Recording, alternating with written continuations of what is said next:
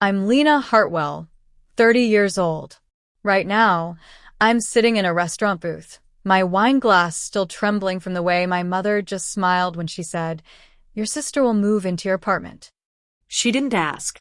My father, across from me, was already nodding, like they'd agreed long before tonight. My sister, Elise, didn't even bother looking up from her phone. She smirked and said, "It'll just be for a little while."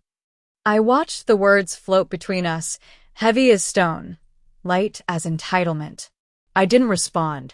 I just traced the rim of my glass and let silence settle into my lungs like smoke. So before you get too comfortable, take a moment to like the video and subscribe, but only if you really like what I do here. And while you're here, tell me, where are you watching from and what time is it for you?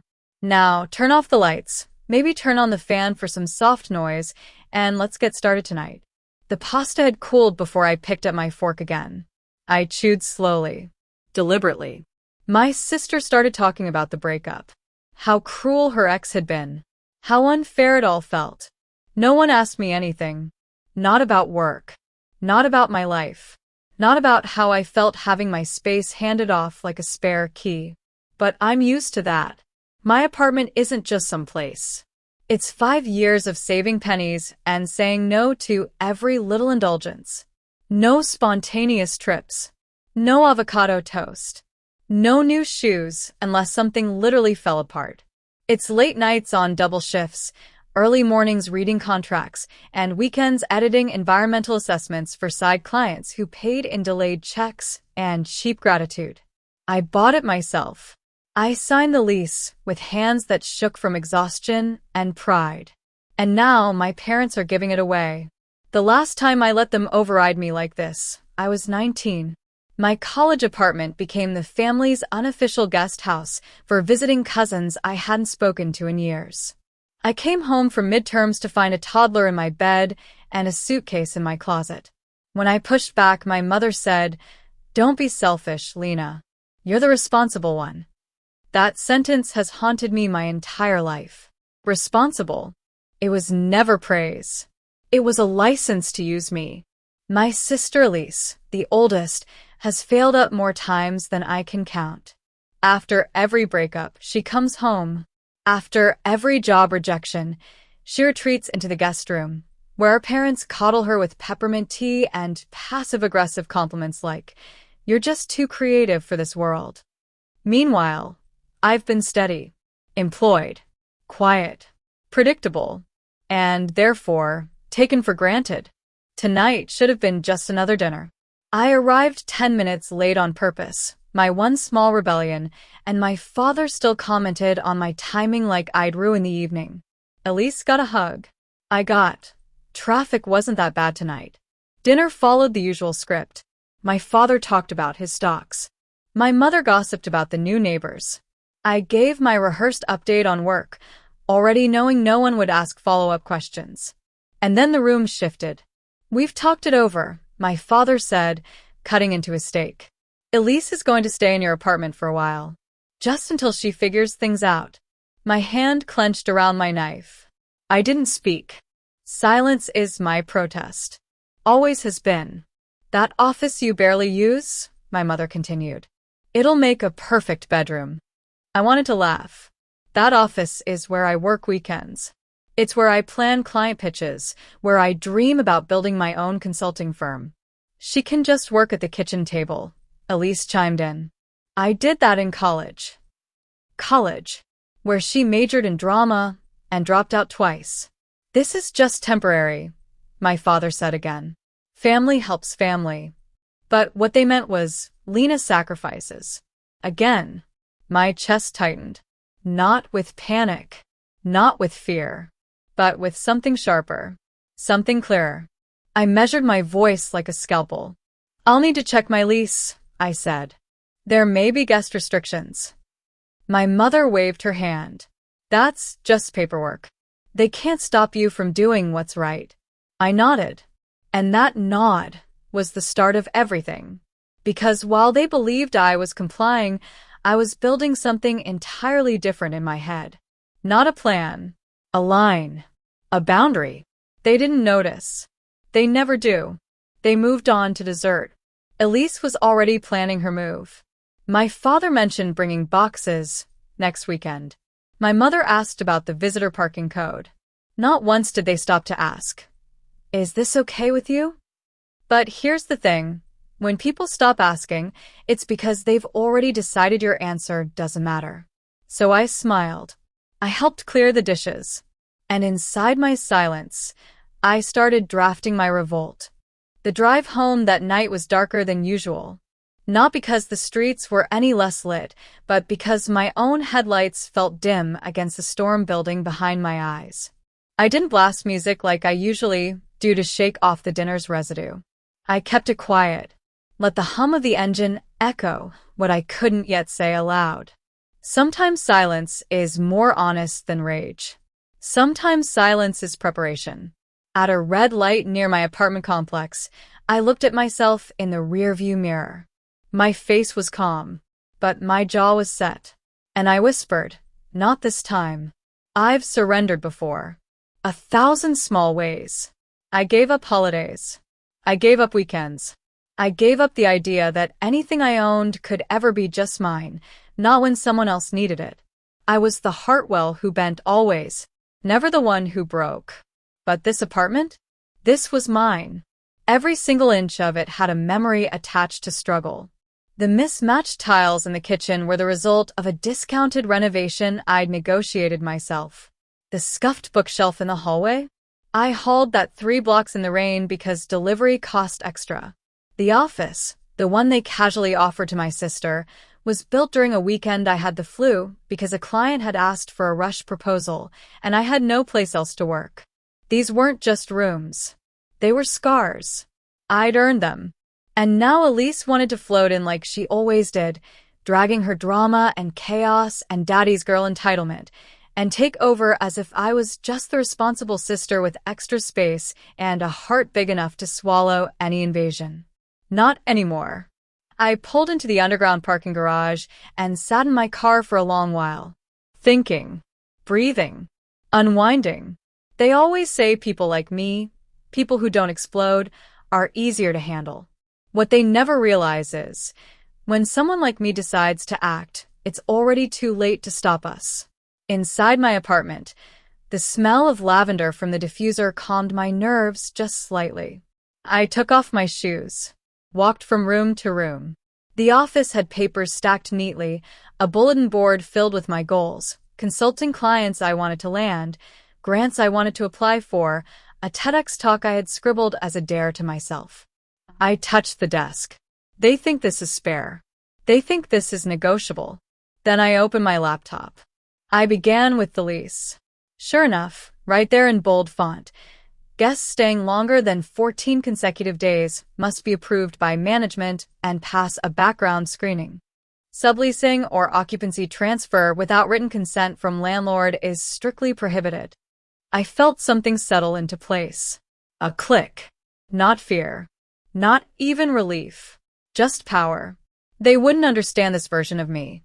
The one who read every line. The one who had the law on her side. I texted Alex. Alex works in urban planning. He's low drama. Responsible. Trustworthy. He once loaned me his password manager when I got locked out of an account. A week ago, he mentioned his apartment building had a gas leak and his place needed repairs. I remembered because he said it calmly, like everything else in his life, like he'd already started planning for contingencies. I needed someone like that. Not just a placeholder. A line of defense. Hey, random question. You still need a place to stay for a few weeks? He replied within minutes. Yes. Why? Because I might need someone to legally stay in my apartment for a bit. I'll explain. Are you free to talk tomorrow? I crafted the message carefully. Omitted the family drama. Just facts, like I was negotiating a temporary space-sharing arrangement. I'll draft an agreement and make sure building management's looped in. You'll have official keys, authorization, and I'll be gone during that window anyway. He replied with a thumbs up, and I'm in if management's cool with it. I closed the chat and sat back. So this is what strategy feels like. The next morning, Elise sent a photo of her current bedroom with the caption, "Thinking of how I'll arrange my new space. Can't wait, 2 hearts, no question mark. No ask. Just assumed ownership. They didn't see me as a person. They saw me as a structure. You don't negotiate with walls. You paint over them. But this wall? This one was about to push back. After work, I stopped by the leasing office. Tanya, the manager, greeted me like an old friend. She'd approved my application 2 years ago after I showed her a 3-inch binder of financial plans, references, and every tax return I'd filed since I was 23. "I'm considering having someone stay while I'm away on business," I said. "Wanted to go over the temporary occupancy rules again." She nodded. Sure. Still the same. Max of 2 weeks without paperwork. Anything longer, we need a sublease filed and background check approved.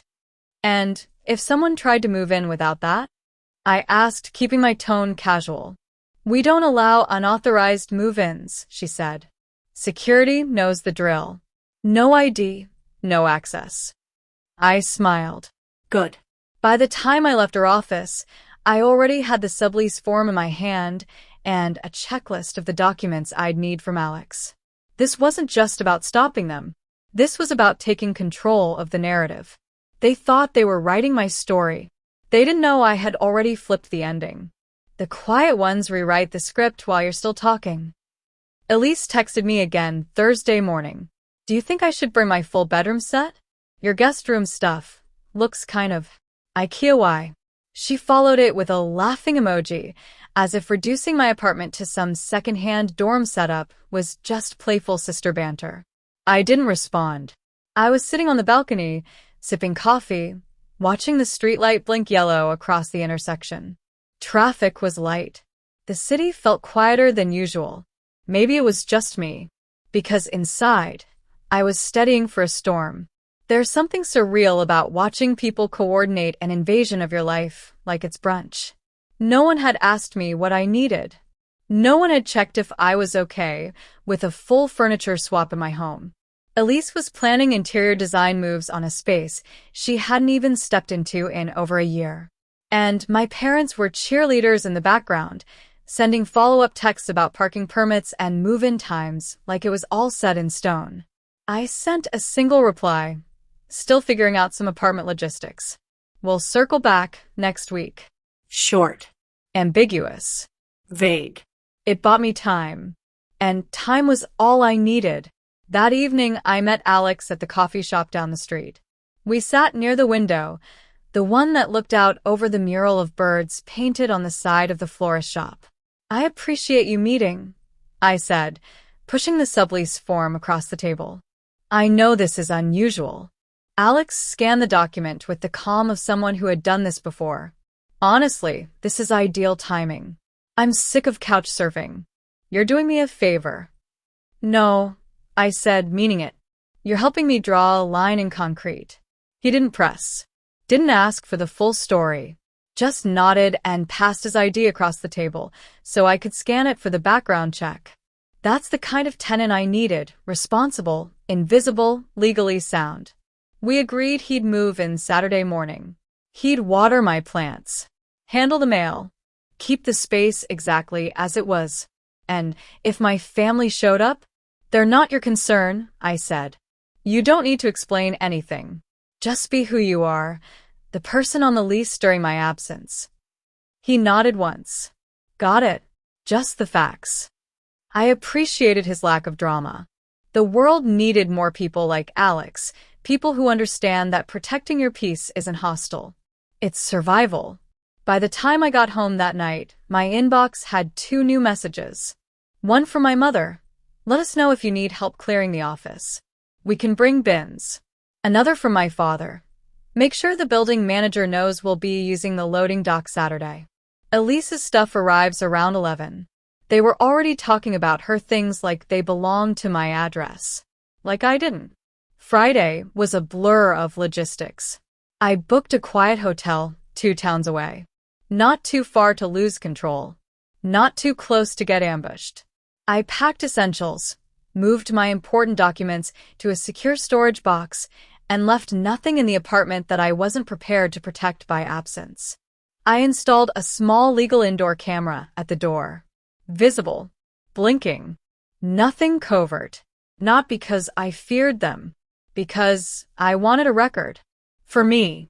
I gave Alex a printed set of building protocols, the Wi-Fi password, the emergency contact list.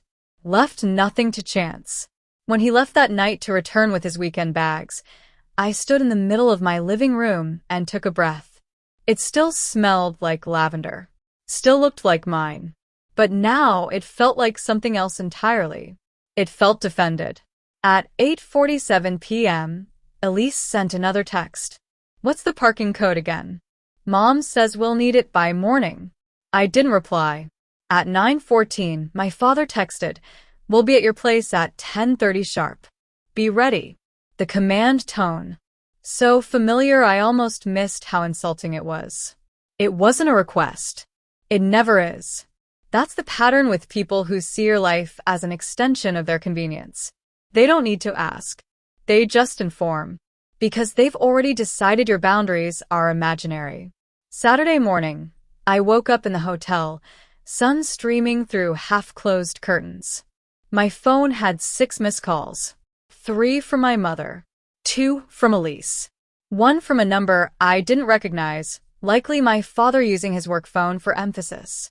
I poured myself coffee, pulled up the security app. The camera was live. The timestamp, 10:59 a.m. They were right on time. Elise was there, dragging a suitcase with one hand and balancing a tray of iced coffees in the other like this was a dorm move-in. My parents flanked her like handlers on a press tour. My father rang the doorbell twice, then knocked. When there was no answer, he knocked again. Louder. The way he knocks when he wants the world to bend. I waited. 30 seconds later, the door opened. Alex stepped into view. Casual shirt. Coffee mug. Calm face. The reaction from my family was instantaneous. Elise stepped back. My mother's mouth fell open. My father stiffened like a soldier encountering unexpected resistance. They began talking. Alex pointed to the lease.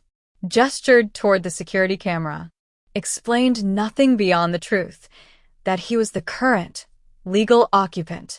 The security guard arrived shortly after, already notified by Tanya that weekend access had special restrictions. He kept his voice low, but firm. After 5 minutes, my father turned, face red. My mother muttered something to Elise, whose arms were now folded tightly across her chest. They left. They didn't knock again. Didn't wait. They just disappeared from view. I set my phone down, took a long sip of coffee, and smiled for the first time in days. The day you stop asking for respect is the day you start demanding it. I didn't respond to the fallout. Not at first. Not even after the voicemail notifications poured in like aftershocks from an earthquake they swore would never happen. The first one was from my father. "Lena, this is unacceptable. Who the hell is living in your place? We had an agreement." There was no agreement. There never was. Only declarations. Only assumptions, gift-wrapped as family obligations. The second voicemail was quieter but sharper, my mother's voice, strained and cracking. "We're shocked and hurt. Elise is heartbroken. You blindsided us, Lena." The third message was the one that made me pause. Not because of its content, but because it wasn't a voicemail. It was a text from Elise. "I cannot believe you did this to me." To us. "You're seriously messed up. You let me pack up my life like you were going to help me, and now I have nowhere to go? Do you even care about anyone but yourself?" I stared at the screen for a while, then locked it. No. I didn't respond. Because sometimes silence is louder than any argument. I spent the rest of the morning walking along the coastal trail near the hotel. Wind in my face. The kind that makes your ears burn but clears out whatever emotional toxins you haven't processed yet. My footsteps were even. Each one felt like a small return to something I'd lost years ago. Because this wasn't about an apartment. Not really. This was about ownership of self. They had never asked if I wanted to give. They just took. And each time I swallowed the discomfort, I taught them I could absorb more. This time I didn't. At 1:17 p.m., Alex called. "Hey," he said, tone light. "Figured you might want to report." "Yeah," I said, standing near the overlook where the ocean crashed just beneath the rocks. "Tell me everything." "They were pissed," he said. "Your dad tried to bluff. Said I had no legal standing." I handed him the paperwork. "Security handled it?" I asked. "Flawlessly." The guard even reminded them that calling the police about a valid lease arrangement could backfire. I laughed. Not because it was funny, but because it was surreal. "My mom clutched her pearls," I muttered. "She literally did," Alex said.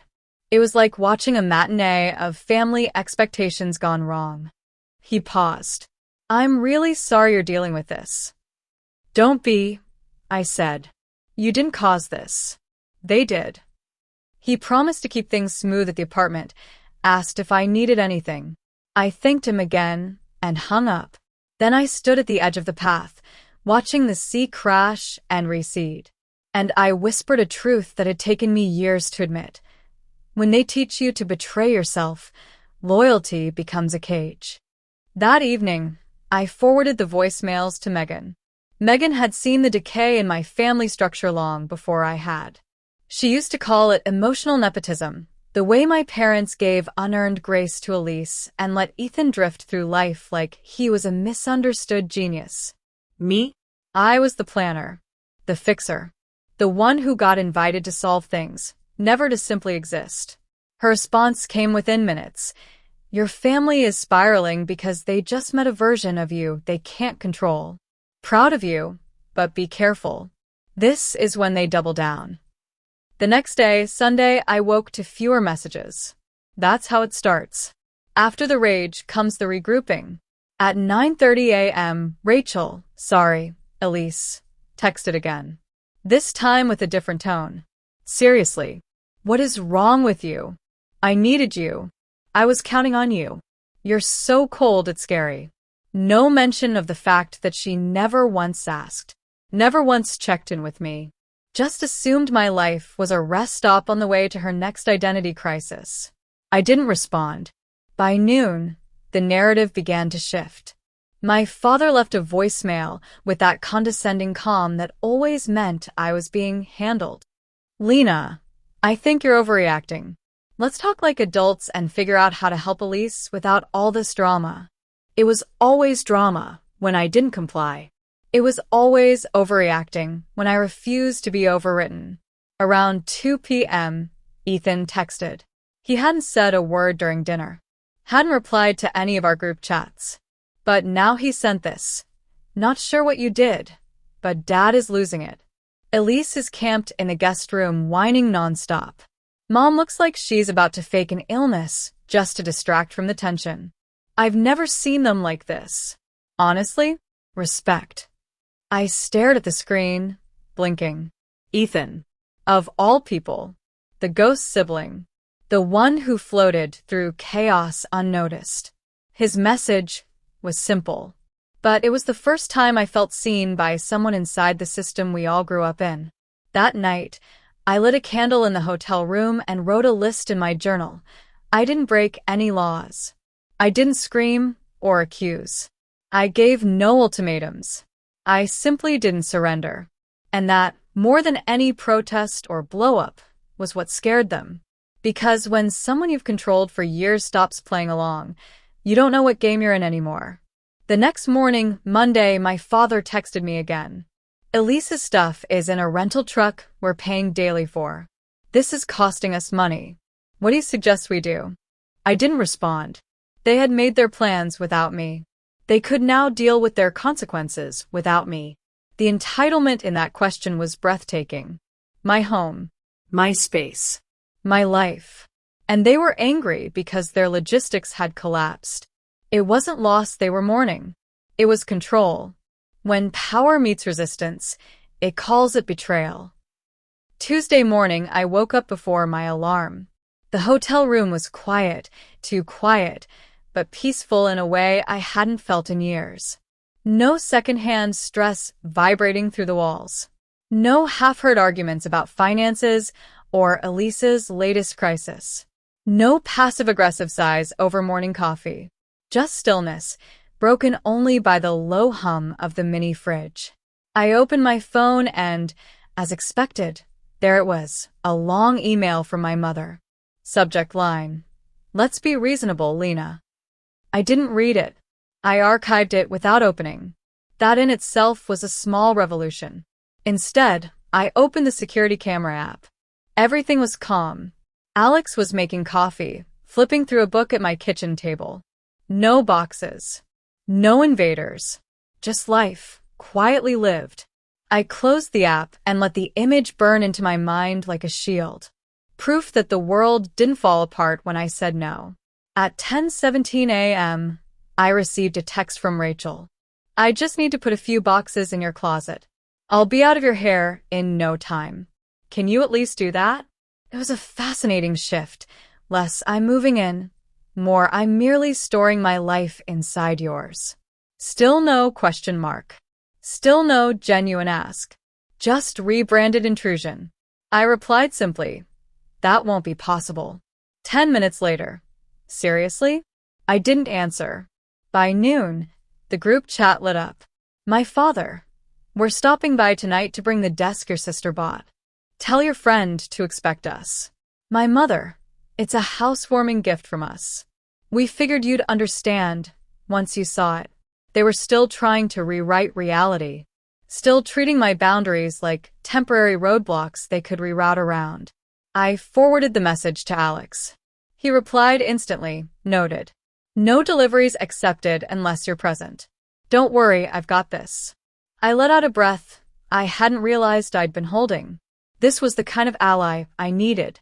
One who respected rules, not just mine, but institutional ones. Boundaries you could file. Protocols you could cite. For the first time in a long while, I didn't feel like I was standing alone in front of a tidal wave.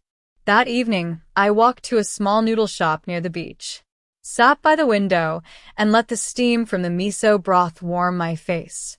Across from me was Megan. She sipped her tea slowly and scrolled through the screenshots I'd shown her, texts, voicemails, even the delivery confirmation email my mother had forwarded to Alex without my knowledge. "They really think your life is an extension of theirs," she muttered. "Like they're just rearranging furniture, not bulldozing your boundaries." I nodded. I still feel guilty. "You're not wrong, Lena," she said quietly, setting her cup down. "But guilt is what they've trained you to feel. It's how they keep you in the loop, make you think the discomfort of saying no is worse than the pain of being erased." Her words settled into my chest like armor. "Is it weird that I don't feel angry anymore?" I asked. "Just clear?" "No," she said. That's what clarity feels like. You stop begging for understanding and start preparing for peace. Wednesday morning brought another voicemail. My father again. This time, trying a new angle. "We should have talked more. Maybe we moved too fast. Let's sit down and figure this out like adults." The voice was measured, respectful almost, but still threaded with that same assumption that this would end with a compromise. Compromise, in their world, meant I'd bend, just less than usual. But I had no intention of bending at all. Because there's a difference between compromise and capitulation. And I had spent most of my adult life confusing the two. Later that day, Alex called. "They tried to come by again," he said calmly. "Same delivery.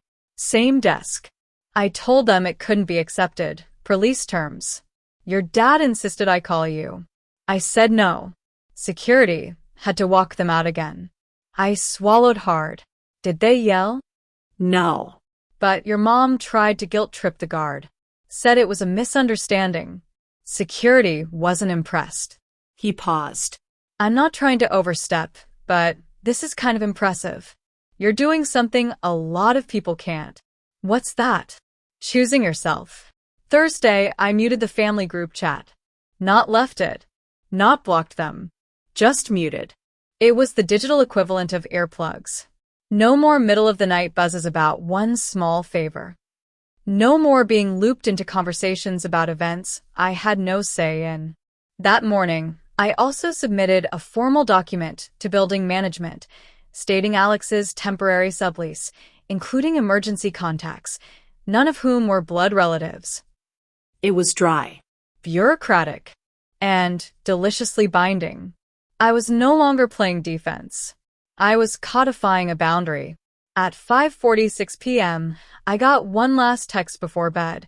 We'll be at your building Saturday at 11 a.m. Please don't make this more difficult than it needs to be. No name. No punctuation. Just the tone of someone who still believes authority can be assumed without consent. I stared at it for a long time before locking my screen.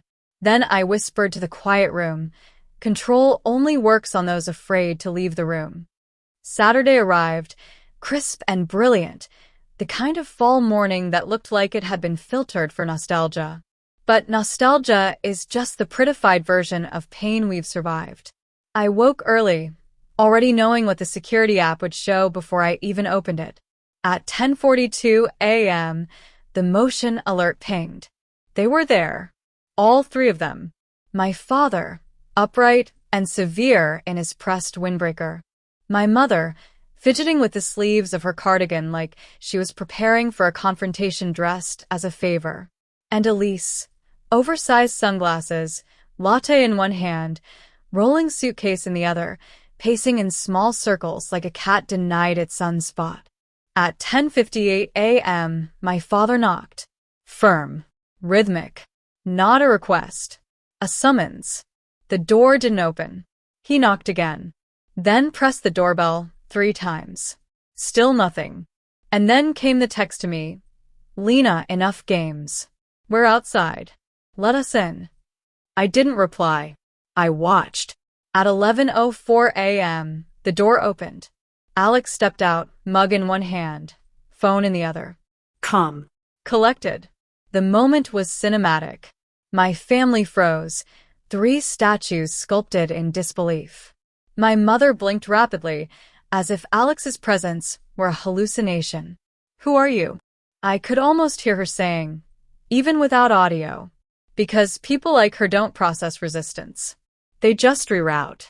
Alex pointed to the lease agreement, gestured to the security camera, blinking just above the doorframe. A security officer arrived seconds later. He was young, unbothered, probably briefed ahead of time. He spoke. My father gestured animatedly. My mother placed her hand dramatically over her heart. Elise's mouth moved, but she didn't look at anyone. Just kept saying something, probably my name. And then the elevator doors opened. The officer guided them toward it. No shouting. No dramatics. Just a quiet ejection. They left with nothing. Not even dignity. At 11:37 a.m., the text started flooding in. "My father.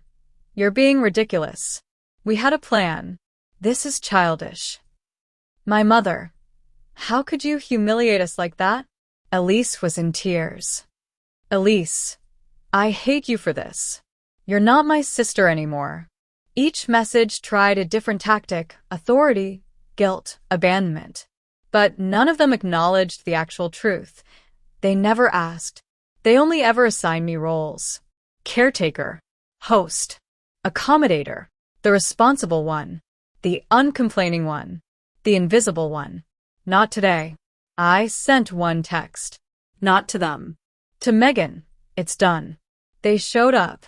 Security turned them away. Alex handled it perfectly. Her reply was instant. "You burned the bridge. Now plant something on the other side." I stared at her message for a long time. Not because I didn't understand it, but because I finally felt it in my body. This wasn't just about my apartment. This was about territory I had never claimed, my time, my privacy, my right to be consulted, my right to say no without explanation. At 2:17 p.m., Alex called. "They looked stunned," he said. "Your mom tried to sweet-talk the security guy. Your dad threatened legal action." Elise stood there like She couldn't believe she wasn't being celebrated for arriving. And you? I told them what we agreed on. That I had full legal occupancy. That anything else would need to go through building management. That I had nothing more to say. I smiled into the receiver. Thank you. Lena, you don't owe me thanks. You did this. I just stood in the doorway. That night, I took a walk along the boardwalk, cold salt wind slicing across my cheeks. The hotel room behind me, the camera app silent, my phone on Do Not Disturb, except for Alex and Megan. The ocean roared beside me, and I let the sound fill in the cracks where old loyalties used to live. Because that's what this really was. A controlled demolition of inherited obligation. I had spent my whole life believing family meant folding. That love meant silence. That duty was measured in how little space I dared to occupy. But the truth was simpler. And harder. Love without respect is performance.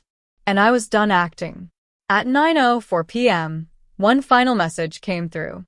From my father. Your mother is inconsolable. Elise has nowhere to go. Whatever point you were trying to make, you've made it. Enough is enough. I didn't reply. Not because I hadn't heard him, but because I finally understood. My silence wasn't absence. It was presence, the version of me that never got a seat at the table. Sometimes the loudest no is the one you never explain. Sunday morning began not with sirens or shouting, but with silence. No knocks at my door. No calls to my room. Just the slow unraveling of everything they had assumed was still under their control. I made coffee. Opened the security feed. The hallway was empty. The inbox was not. There, buried between promotional emails and account notifications, was a new message from Elise. I don't get it. Why would you do this to me? Over a damn office? Over some bookshelves? I thought you were different. The guilt was still there, layered into each sentence like perfume on a bruise. But guilt only works on people who believe they've done something wrong. I hadn't. Not this time. At 11:03 a.m., my mother called. I let it ring. Then a voicemail. Lena, please. Can't we just talk? We're willing to make compromises now. Just 2 weeks. She needs time. We'll even pay rent if that's what this is about. If. As if my resistance was transactional. As if my boundaries could be bought. They still didn't understand. They still thought this was about money or space or grudges. Not autonomy. Not the basic human dignity of being consulted. Later that day, Alex called with an update. They haven't come back, he said. But the security guy told me your father tried calling the building manager again this morning. Said something about fraudulent paperwork. I rolled my eyes. Let me guess, they didn't get far. Nope, he said, amused. Management has everything on file. Lease. Sublease. Authorization. Security footage. You covered every base. Honestly, I think they're realizing it now. Realizing what? That I meant it. That the little girl they raised to say yes had finally chosen herself. By mid-afternoon, the manipulation campaign had officially broadened. My grandmother left a voicemail about how disappointed she was. Sweetheart, family comes first. You don't turn your back on blood. Elise needed you. You'll regret this when you're older and alone. There it was again, the myth of isolation. That enforcing boundaries meant inviting loneliness. But loneliness isn't silence. Loneliness is being surrounded by people who don't hear you. And I had been lonely in my family for decades. This was just the first time I was choosing the silence. The next morning, Monday, the tone shifted again. Predictable. So painfully predictable. My father texted me around 9 a.m. Rachel's things are sitting in a moving truck we're paying for. This is costing money now. What do you suggest we do with her belongings? I could have laughed. What did I suggest? I suggest you don't make unilateral decisions assuming someone else's life is available for occupation. I didn't answer. I let the silence speak for itself. By noon, my mother sent one last attempt at a shortcut, A photo of Elise, curled up on the couch at their house, surrounded by boxes. The caption read, "This is what your stubbornness has caused." No, that wasn't what I caused. That was the result of their assumptions. Their refusal to ask, to negotiate, to acknowledge that my space is mine. I muted the thread, then opened my laptop and searched family therapists in my area. If I was going to engage with them again, it would be with boundaries and professionals. Tuesday came with no messages. That in itself was new. It wasn't peace. It was recalibration. At 4:26 p.m., a single text arrived from my father. "We're looking at apartments for a lease. Let us know when you're ready to discuss what happened." There it was. Not an apology, not an admission, but movement. A sign that the fantasy of inevitability had cracked, that they were beginning to process a truth they'd spent years avoiding, that I could choose me over them. That evening, I sent a message. Simple, neutral, Clear. "I'm glad you're helping Elise find her own place. I'll be back in town Friday. I'm willing to meet Saturday afternoon to talk." No emotion, no apologies, just terms. It was the first time I'd ever responded to them from a position of equal power. Wednesday and Thursday passed with no drama. No surprise visits. No veiled threats. The quiet was unfamiliar but welcome. Elise sent one message Thursday night. "Can I leave just a few things in your apartment until I move? Just boxes." I replied. No, she didn't respond again. It was the shortest conversation we'd had in years. But it was also the most honest. Friday morning, I packed up my hotel room. The space was clean. Light filtered in through gauzy curtains. I paused to look around. It wasn't home, but it had been safe. The irony? I had created more peace for myself in a hotel room than I'd ever had in my parents' house. As I zipped my suitcase, I glanced in the mirror and smiled. Not because I was happy, but because I was steady. Tomorrow we would talk. Not to reconcile, but to reset. Sometimes you have to lose the version of you they love to find the one you respect. Saturday afternoon arrived dressed in golden light and long shadows. The kind of day where everything feels delicate, like the world is holding its breath. I arrived 15 minutes early to the cafe I'd chosen, neutral ground, halfway between their house and mine. A place with big windows, quiet corners, and no emotional history. I sat at a corner table with my back to the wall. I ordered a cappuccino, and I waited. This wasn't just a conversation. It was a boundary checkpoint. My mother arrived first. Punctual, of course. That was always her brand of control. Show up early, make you feel late. She smiled, tight, cautious, and moved to hug me. I stood, offered a handshake instead. Her eyes flickered, but she took it. A small victory. A signal. This version of me had rules. My father arrived moments later, his expression the usual mask of composed disapproval. He didn't offer a hug. He didn't sit immediately. He just looked at me like I owed him a confession. Elise came last.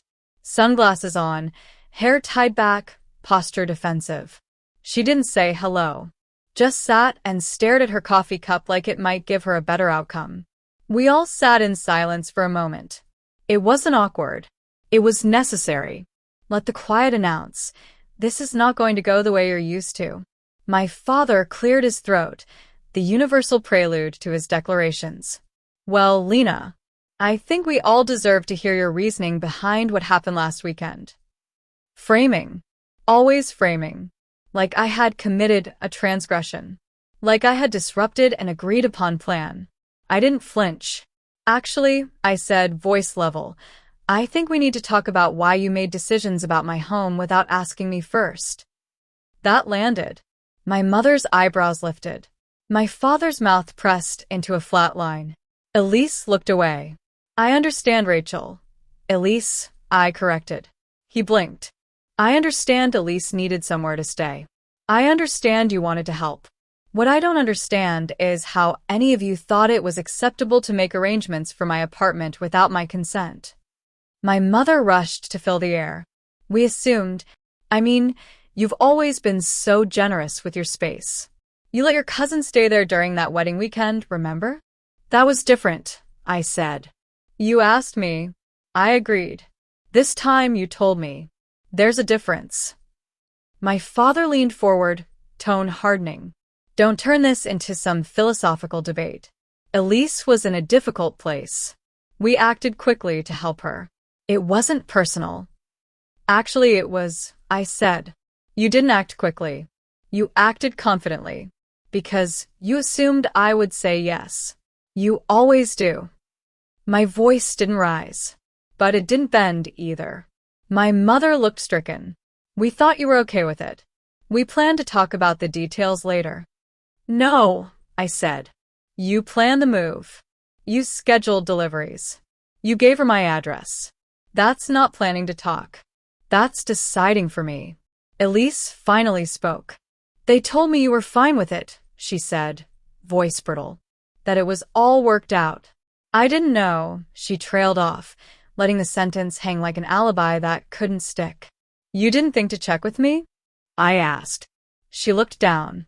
I thought you were always the one who helped. You've never said no before. There it was. The confession. The myth unraveled. I nodded. That's true. I haven't. Until now. My father rubbed his temple, frustration barely restrained. Lena, this doesn't have to be a family rupture. You've made your point. Can we move forward? Moving forward, I said, means new rules. I pulled a folded page from my notebook, laid it on the table. I'm willing to be part of this family. But not as the person you assign roles to without consent. Not as the backup plan. Not as the one you assume will rearrange her life to accommodate everyone else. My mother picked up the page and scanned it. It wasn't a legal document. Just a list. Simple boundaries. Written clearly. No decisions about my home, time, or money without asking. If something involves me, speak to me directly, not through Elise. Not through group texts. Respect a no when it's given. No guilt. No shaming. My father looked unimpressed. You're treating this like a business contract. No, I said. I'm treating it like a relationship with equal terms. For once. There was a long silence. A real one. The kind where something shifts. Finally, my mother nodded slowly. We didn't mean to make you feel like your space didn't matter. You didn't make me feel that way, I replied. You showed me. Again and again. My voice cracked slightly on the last word, but I didn't apologize for it. I'm asking you to stop assuming I'm available just because I always have been. Elise was staring at me now. Not angry. Not smug. Just wide-eyed. I'm sorry, she said quietly. I should have called you. I should have asked. I nodded. Thank you. The conversation wound down after that. Plans were mentioned for Elise to view 2 apartments. My mother offered a tentative. We'll let you know if we find something you might want to weigh in on. I nodded, but didn't answer. She didn't push. As we stood to leave, Elise touched my arm gently. I don't think I ever really saw how much you were carrying, she said. You've always just handled everything. I looked her in the eyes. I stopped. Because it was breaking me. She nodded. Good. We parted without hugs. But without tension. Just distance measured with awareness instead of expectation. The first healthy separation we'd ever had. As I walked back into the sunlit street, my phone buzzed. A message from Megan. How'd it go? I replied with one sentence. They finally heard me.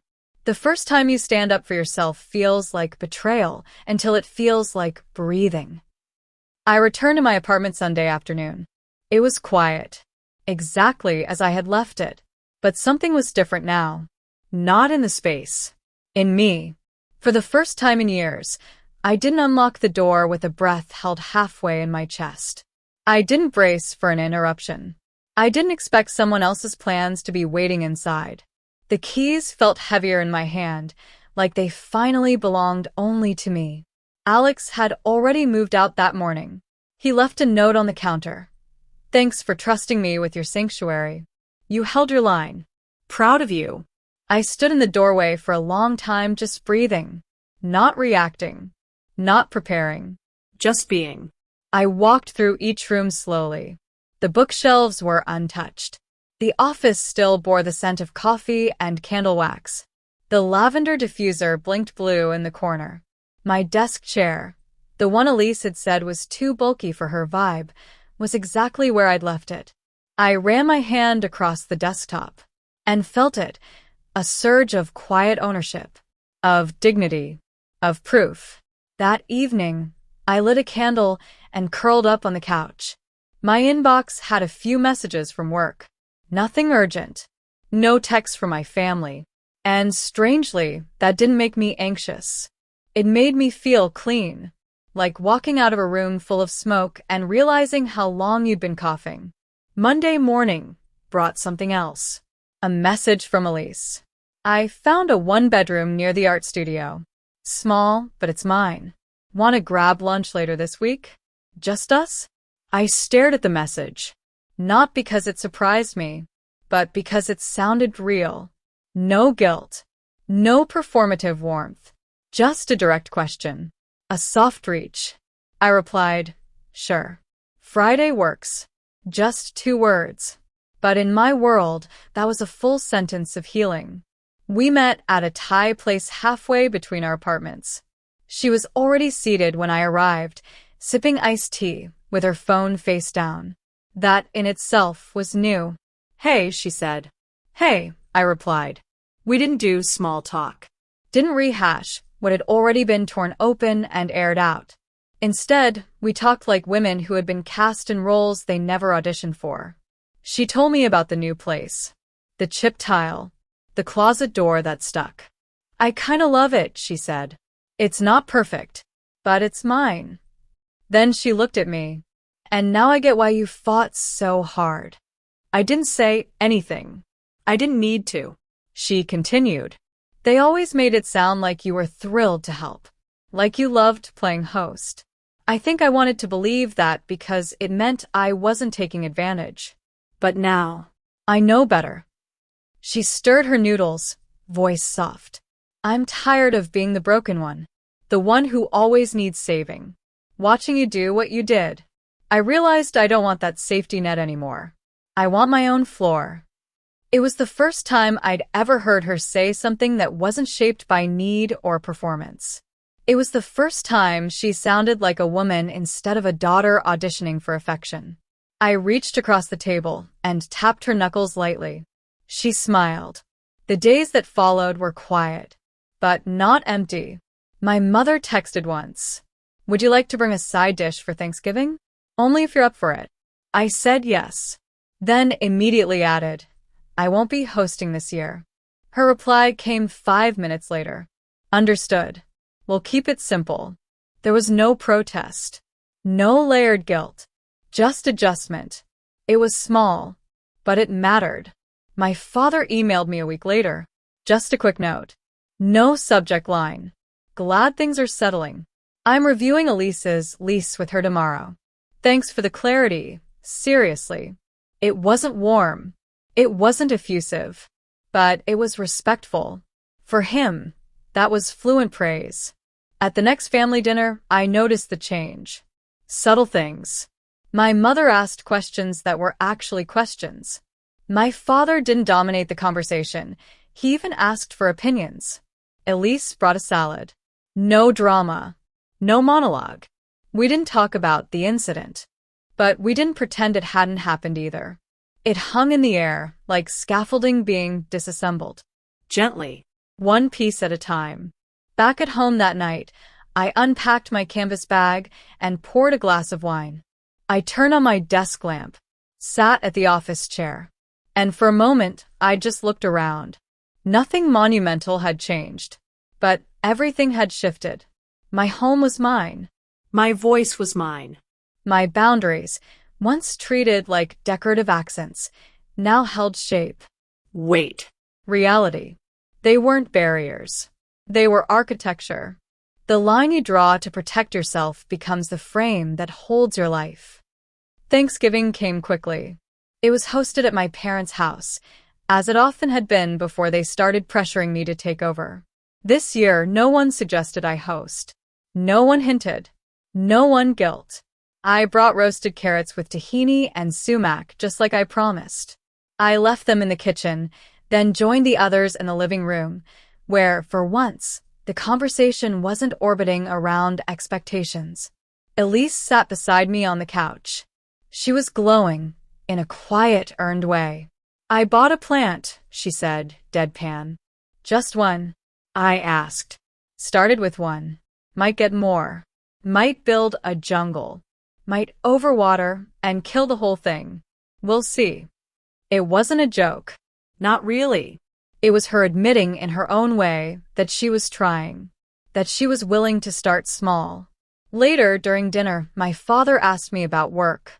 Not in his usual prove your success tone. It felt like curiosity. Maybe even respect. I spoke plainly. No shrinking. No softening. My mother didn't interrupt. Elise didn't try to pivot the conversation back to herself. It was like the air had shifted, subtly, but undeniably. Boundaries, it turned out, could become a kind of language. Not a wall, but a mutual agreement. I won't cross yours if you don't cross mine. After pie, my father offered to help wash dishes. My mother blinked. I nearly laughed.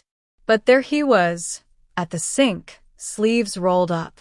The man who once barked about wasted water, now humming an off-key Sinatra tune as he rinsed plates. As I dried the silverware, I felt something strange and weightless settle into my chest. Not forgiveness. Not even full peace. Just the beginning of neutrality. The absence of resentment. The quiet thrill of not needing them to change anymore. Because I had. The following weekend, Elise invited me over. Her apartment was small, but hers. The walls were half-painted. The furniture was secondhand and mismatched, but it had her scent, her plants, her mess, her peace. "You okay with Thai again?" she asked, already ordering. "Always," I said. As we ate, she talked about starting a new design project. A small one, a mural for a yoga studio downtown. "It's not paid much," she said, "but I'm not asking Mom and Dad to float me this time. I want to figure it out." There it was again. Her shift. Not forced. Not performative. Real. "I'm proud of you," I said between bites.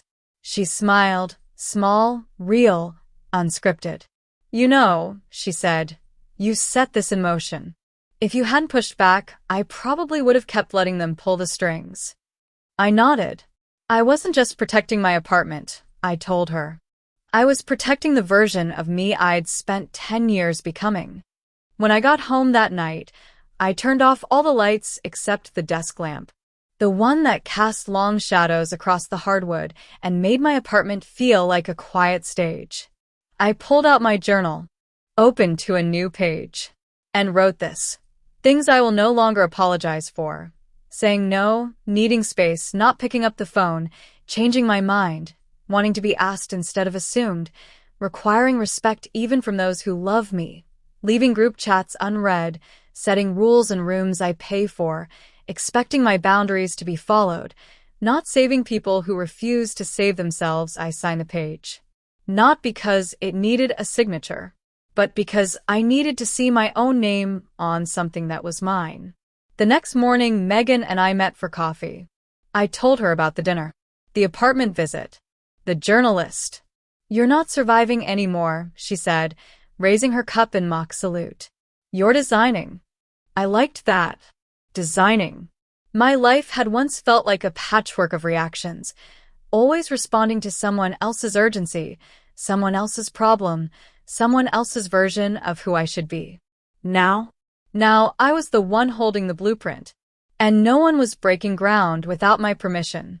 Later that evening, I received a text from Ethan. "Thanks for standing your ground. Family dinners are less weird now. Still weird, but better." He followed it with a gif of a raccoon awkwardly trying to high-five a cat. Classic Ethan. But that message meant more than he realized. He was the quiet one. The one who drifted along the edges of family drama. If he noticed a change, it was real. That night, I lit my favorite candle, amber and moss, and sank into the couch. The apartment was still. The kind of stillness you don't earn by accident. No sounds of someone else's footsteps. No half-unpacked boxes in the hallway. No furniture that didn't belong. Just me. The walls I chose. The silence I owned. Peace isn't the absence of conflict. It's the result of boundaries respected. December arrived wrapped in gray clouds and early twilight. The holidays always brought a certain edge, expectations sharp around the corners of every invitation. But this time, I wasn't shrinking in preparation. I was planning. I was choosing. And I wasn't waiting to be told where I belonged. My mother called on the first Saturday of the month. She didn't leave a voicemail, just a missed call, followed by a text. Would you be open to bringing dessert for Christmas this year? We'd love to have your chocolate tart again. There were no assumptions. No layered language. Just a real question. I replied, yes. I'll bring the tart. And I'll be there by 4. The end of that sentence mattered. Because for years, I had arrived whenever they told me to. Now, I set the time. And no one pushed back. The second weekend of December, Elise asked to meet again. Not at her place. Not at mine. Just somewhere neutral. We met at a small cafe tucked behind a bookstore, one of those quiet spaces where people speak in hushed tones and ceramic cups clink gently against saucers. She slid into the seat across from me, her expression lighter than I'd seen in years. I started therapy, she said. The words came out so plainly I almost didn't register them at first. You did? I asked, surprised. Yeah, she said. 3rd session yesterday. My therapist gave me homework. List the roles your family gave you. So far, I've got the dramatic one, the mess, the excuse. It's a hell of a list. I sipped my tea and nodded slowly. That list used to be mine, too. Just with different labels. She looked at me then, her gaze steady. Yeah. The dependable one. The fixer. The ghost of Christmas solutions. We both laughed. Not bitterly. More like 2 former cast members reuniting after a canceled show. That moment told me everything. She was trying. Not to be forgiven, but to become different. And that's what makes change real. Later that week, I ran into Ethan at the grocery store of all places. We both reached for the last carton of oat milk, paused, then burst into laughter. Look at us, he said, mock serious. Fighting over trendy dairy alternatives. Who have we become? We caught up in the checkout line. He leaned over, lowered his voice, and said, I know I never said anything before, but you changed the whole house. I tilted my head. How so? He shrugged. It's quieter. Not like less talking, but like less performing. Even Mom, she asks things now. Like actual questions. Dad's still stiff as hell, but even he's toned it down. He paused. Sometimes it takes one person to hit the brakes before everyone realizes the train's going too fast. I blinked.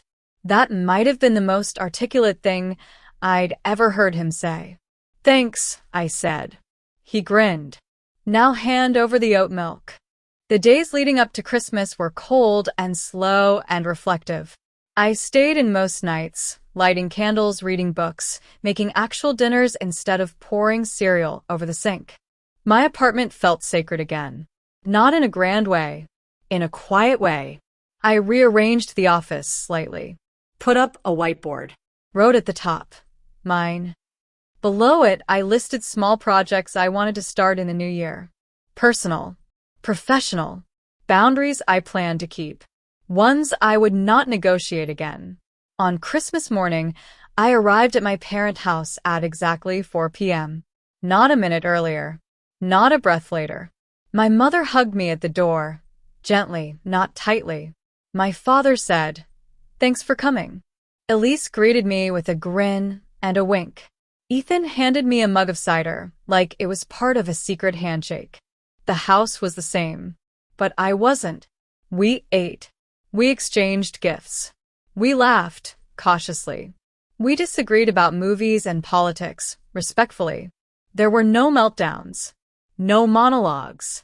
Just a family trying. After dessert, my mother pulled me aside in the kitchen. "I've been meaning to ask," she said, hands twisting the dish towel nervously. "Would you ever be open to joining us for Easter at the lake house?" No pressure. I wanted to ask. There it was. A real ask. No schedule already printed. No guilt baked into the crust. I smiled. "Maybe," I said. "Ask me again closer to spring." She nodded. And that was enough. Back at home that night, I placed the gifts on the floor and turned off every light but the tree. The room glowed in soft gold. I pulled the journal from the shelf, opened to a blank page. Wrote at the top, what peace looks like, being asked, saying no without fear, saying yes without resentment, owning silence, walking into a room and knowing I belong because I chose to enter, listening without flinching, loving without erasing myself, forgiving without forgetting, staying when it's healthy, leaving when it's not at the bottom. I wrote, "I am no longer available for roles I didn't audition for." And under that, not even for family. Healing is the quietest kind of revolution, but it changes everything. January arrived not with fireworks, but with stillness. The kind of quiet that doesn't feel empty, but earned. Most years, I started the new calendar with goals already scribbled in a planner, resolutions ready to be broken by February. But this time, there were no grand declarations, only intentions, and boundaries that had become second nature rather than daily fights. On the second Sunday of the new year, I received a call from my mother. Not a surprise. What was surprising was how she started. "I'm calling just to catch up," she said. "Not about plans. Not about Elise. Just you." I waited for the pivot. There was none. We talked about books, about the new restaurant she tried, about nothing and everything. It wasn't forced. It wasn't manipulative. It was finally equal. Later that week, I received a package at my door. No note. Just a small, square box.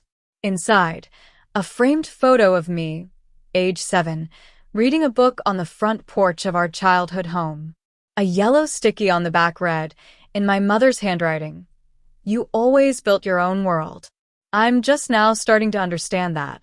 I sat down on the couch and held the frame in both hands. The girl in the photo was barefoot, knees scraped, eyes focused, unbothered, unafraid. At work, things began shifting too. I found myself speaking up more in meetings, not to impress, but to correct.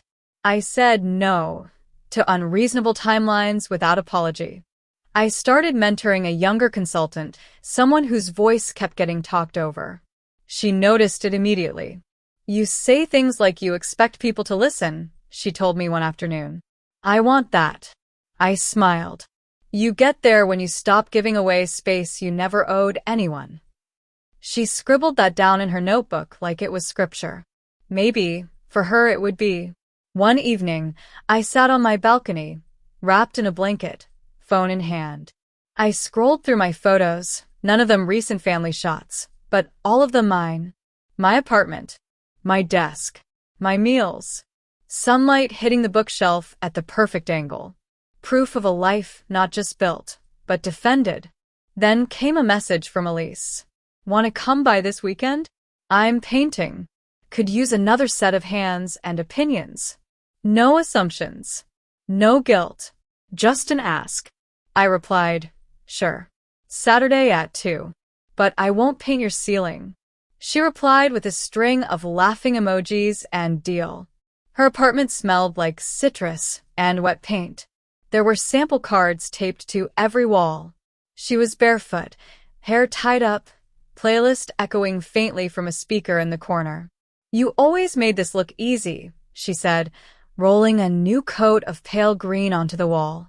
"It's not," I said. "It's just mine." She nodded, stepping back to admire her progress. I'm learning to like the feeling of effort, of showing up for myself instead of being rescued. I looked at her, really looked. No crisis. No crisis outfit. Just Elise, present and grounded. You know, she said, for a long time, I thought you were just cold, Distant. but you weren't. You were just surviving. And now? I asked. Now you're writing the rules. And I'm finally reading them. We painted for hours in near silence. Every so often, she'd ask for my opinion. And this time she listened. That was new. And that was enough. Back at home that evening, I opened a new notebook, my old one full, dog-eared, worn. First page. Clean slate. At the top, I wrote, "Lessons I'll carry. Love without self-loss is possible. Silence can be strategy, but only if you know why you're using it. People will adjust to your boundaries, or they won't. Either way, you win. Family is not defined by access, but by mutual respect.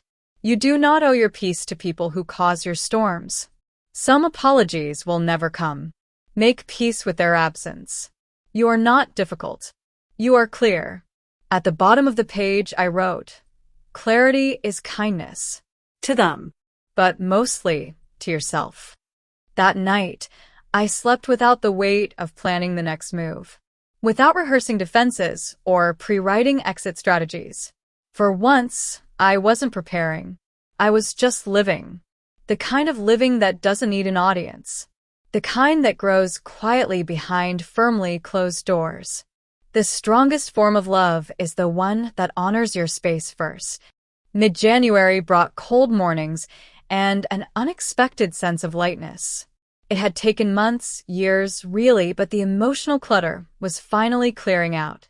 Not because my family had transformed overnight, but because I'd stopped waiting for them to. And in that letting go, I found something I hadn't expected. Joy. Not dramatic. Not cinematic. Just steady, grounded joy. The kind that comes when you stop proving your worth and start simply being. One Tuesday morning, I walked past the mirror and paused. I didn't look different, but I stood differently. Shoulders back, chin lifted, a softness in the eyes where anxiety used to live. I used to shrink when I saw myself. Now I nodded, like greeting someone I could finally respect. That week, Megan invited me to a community workshop she was leading. "It's called Boundaries Without Burnout," she said.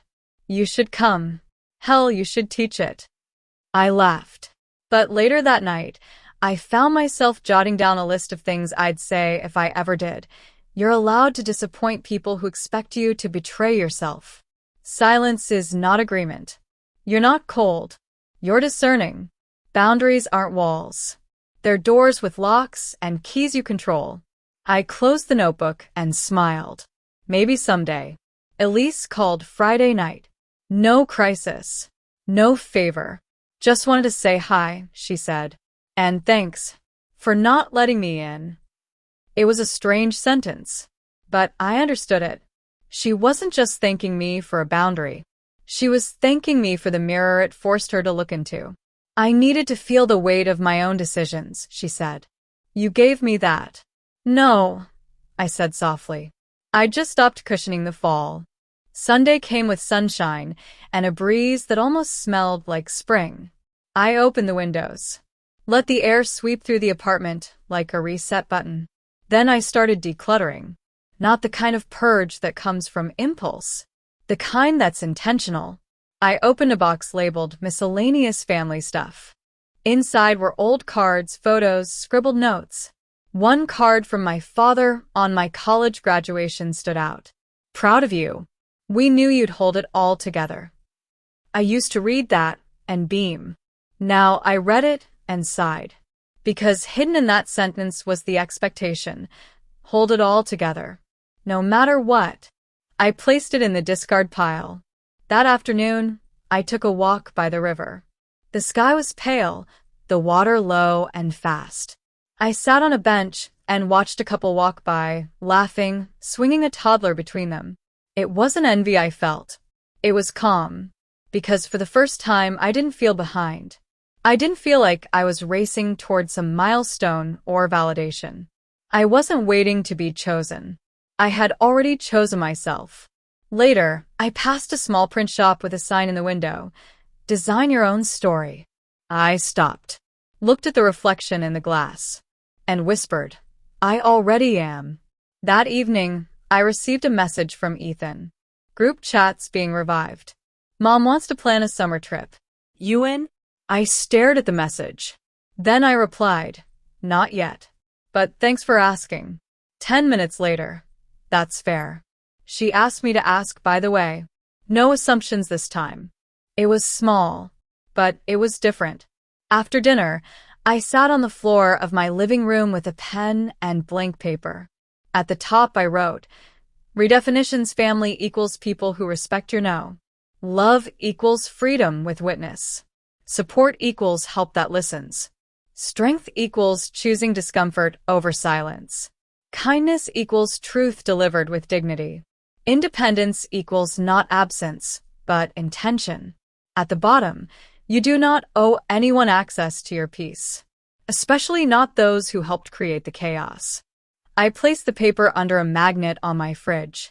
Not for guests. For me. A reminder. A shield. A promise. Sometimes the life you protect becomes the life that protects you back. February came in slow, like a breath you didn't realize you were holding. Not much had changed in my daily routine, work, errands, groceries, but the quality of the days had shifted. There was more space between the noise. More stillness between the choices. I wasn't surviving my calendar anymore. I was curating it. One morning, I met Megan for brunch. She leaned across the table halfway through her omelet and said, "I don't think you know how rare this is." "What?" I asked. "This." She gestured toward me. "Someone who breaks a cycle and doesn't make a show of it. You didn't rage. You didn't burn the bridge. You just rerouted the damn highway." I laughed, but I felt her words settle in my chest like warmth. I guess I got tired of being the vehicle for everyone else's expectations. She clinked her coffee mug against mine. "To owning the road," she said. "To never handing over the keys again," I replied. Later that week, I got a call from Elise. This time, her voice was shaky. "Can I come over?" she asked. Of course. 10 minutes later, she was on my couch, face pale, eyes rimmed with red. "I messed up," she whispered. I didn't speak.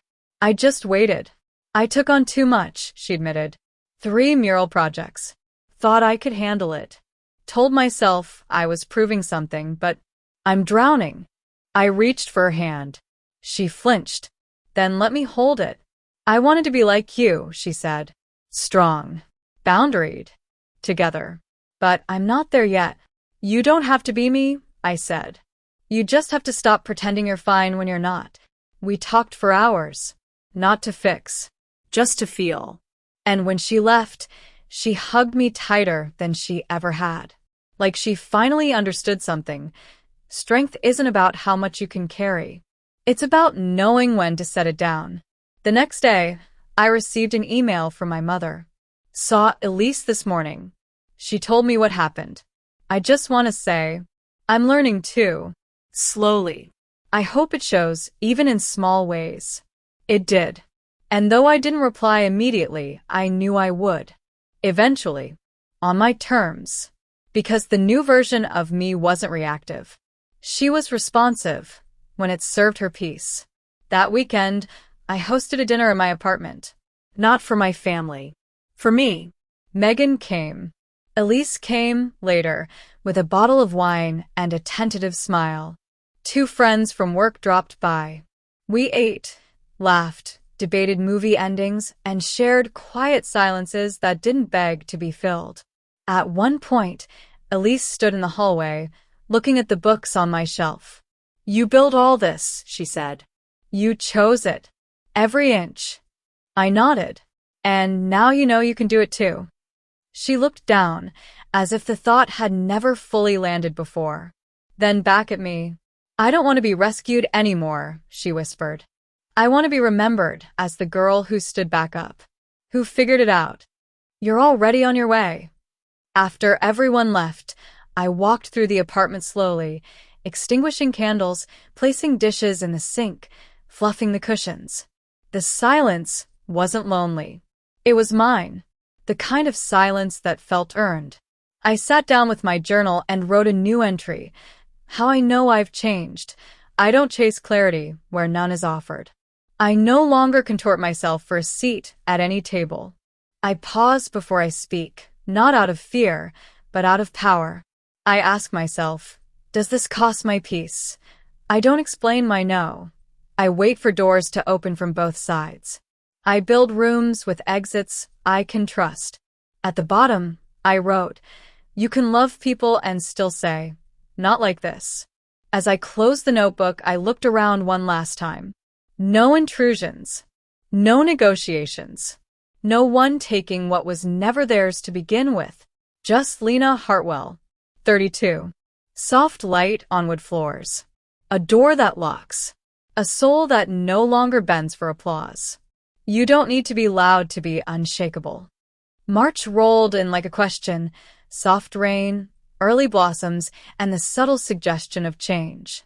It had been nearly a year since I first heard the sentence that lit the match. Your sister would live in your apartment. And now here I was. Same address. Same square footage. But a life unrecognizably mine. I spent the first weekend of the month deep cleaning, not out of obligation, but intention. Wiping the corners of baseboards, organizing drawers, opening windows so the scent of lemon oil and fresh air could drift freely. As I folded an old quilt, I found a note wedged between the linens. Elise's handwriting. Faded. I miss you when you're quiet. It feels like punishment. I had no memory of receiving it.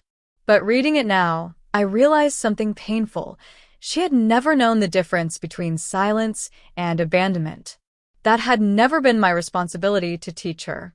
But maybe, finally, she was learning. On Tuesday, I got an unexpected text from my father. Lunch this Friday? Just us? My treat. I read it twice. Then 3 times. He had never asked to see me one-on-one. Never offered to treat. Never invited without an agenda. Still, I hesitated. Then I replied, yes. Friday at 1. Your pick.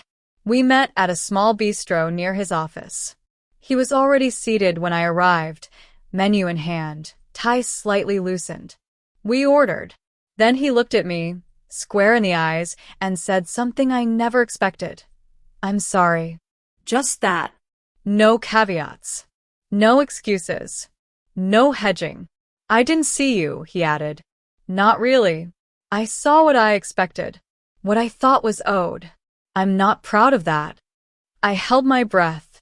Exhaled slowly. I used to think that if I disappointed you, I failed. He looked down. I set that bar. I regret it. I sipped my water. Let the silence stretch. And then I nodded. That version of us is gone, I said. But this lunch, maybe it's a draft of something better. When I returned home that afternoon, I didn't collapse into emotional exhaustion like I used to after every family interaction. I felt clean, like something had finally unlatched. It didn't make everything okay, but it did something more useful. It made space. That Sunday, Elise invited me to a gallery opening. One of her mural clients was hosting it. I want you to see what I finished, she said. So, I went. The gallery was small, filled with locals sipping cheap wine and murmuring critiques.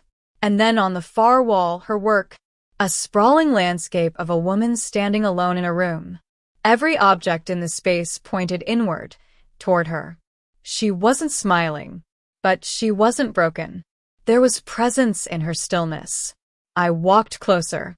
At the bottom corner, her signature, and a title, Occupied by Self.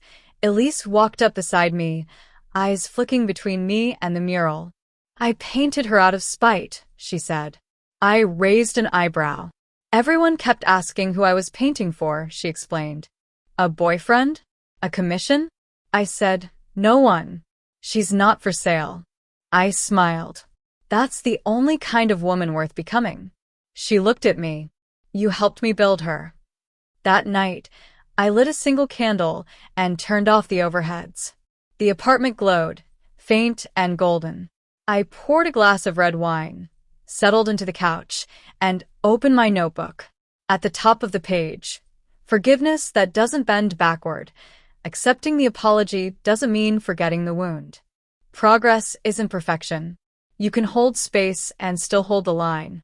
Trust returns in teaspoons, not gallons. Peace isn't always mutual, and that's okay. You don't have to explain your growth to the people who stunted it. Distance is a form of protection, not punishment. Then I wrote, closure isn't a door someone else shuts, it's the lock you install yourself. Before bed, I stood by the window and watched the streetlights flicker against the rain-damp pavement. For once, I wasn't waiting for anyone to arrive. No footsteps. No knock. No suitcase at the door. Just me. In my home. Unshared. Undisturbed. Unapologetic. There's nothing lonelier than erasing yourself to be kept. I'm done with that. Spring began not with a sudden bloom, but with a slow thaw. The kind that makes you forget how long you've been cold. In the quiet rhythm of my routines, something was quietly evolving. My boundaries weren't just fences anymore. They were architecture, support beams, not barricades. And they were holding. In early April, I received a wedding invitation in the mail. Not from Elise. Not from a distant cousin. From Ethan. It was happening in June. A small vineyard ceremony. Guests limited to 20. And my name was printed on the envelope, not an afterthought, not an guest, not handwritten. Typed. Centered. Intentional. Enclosed was a personal note.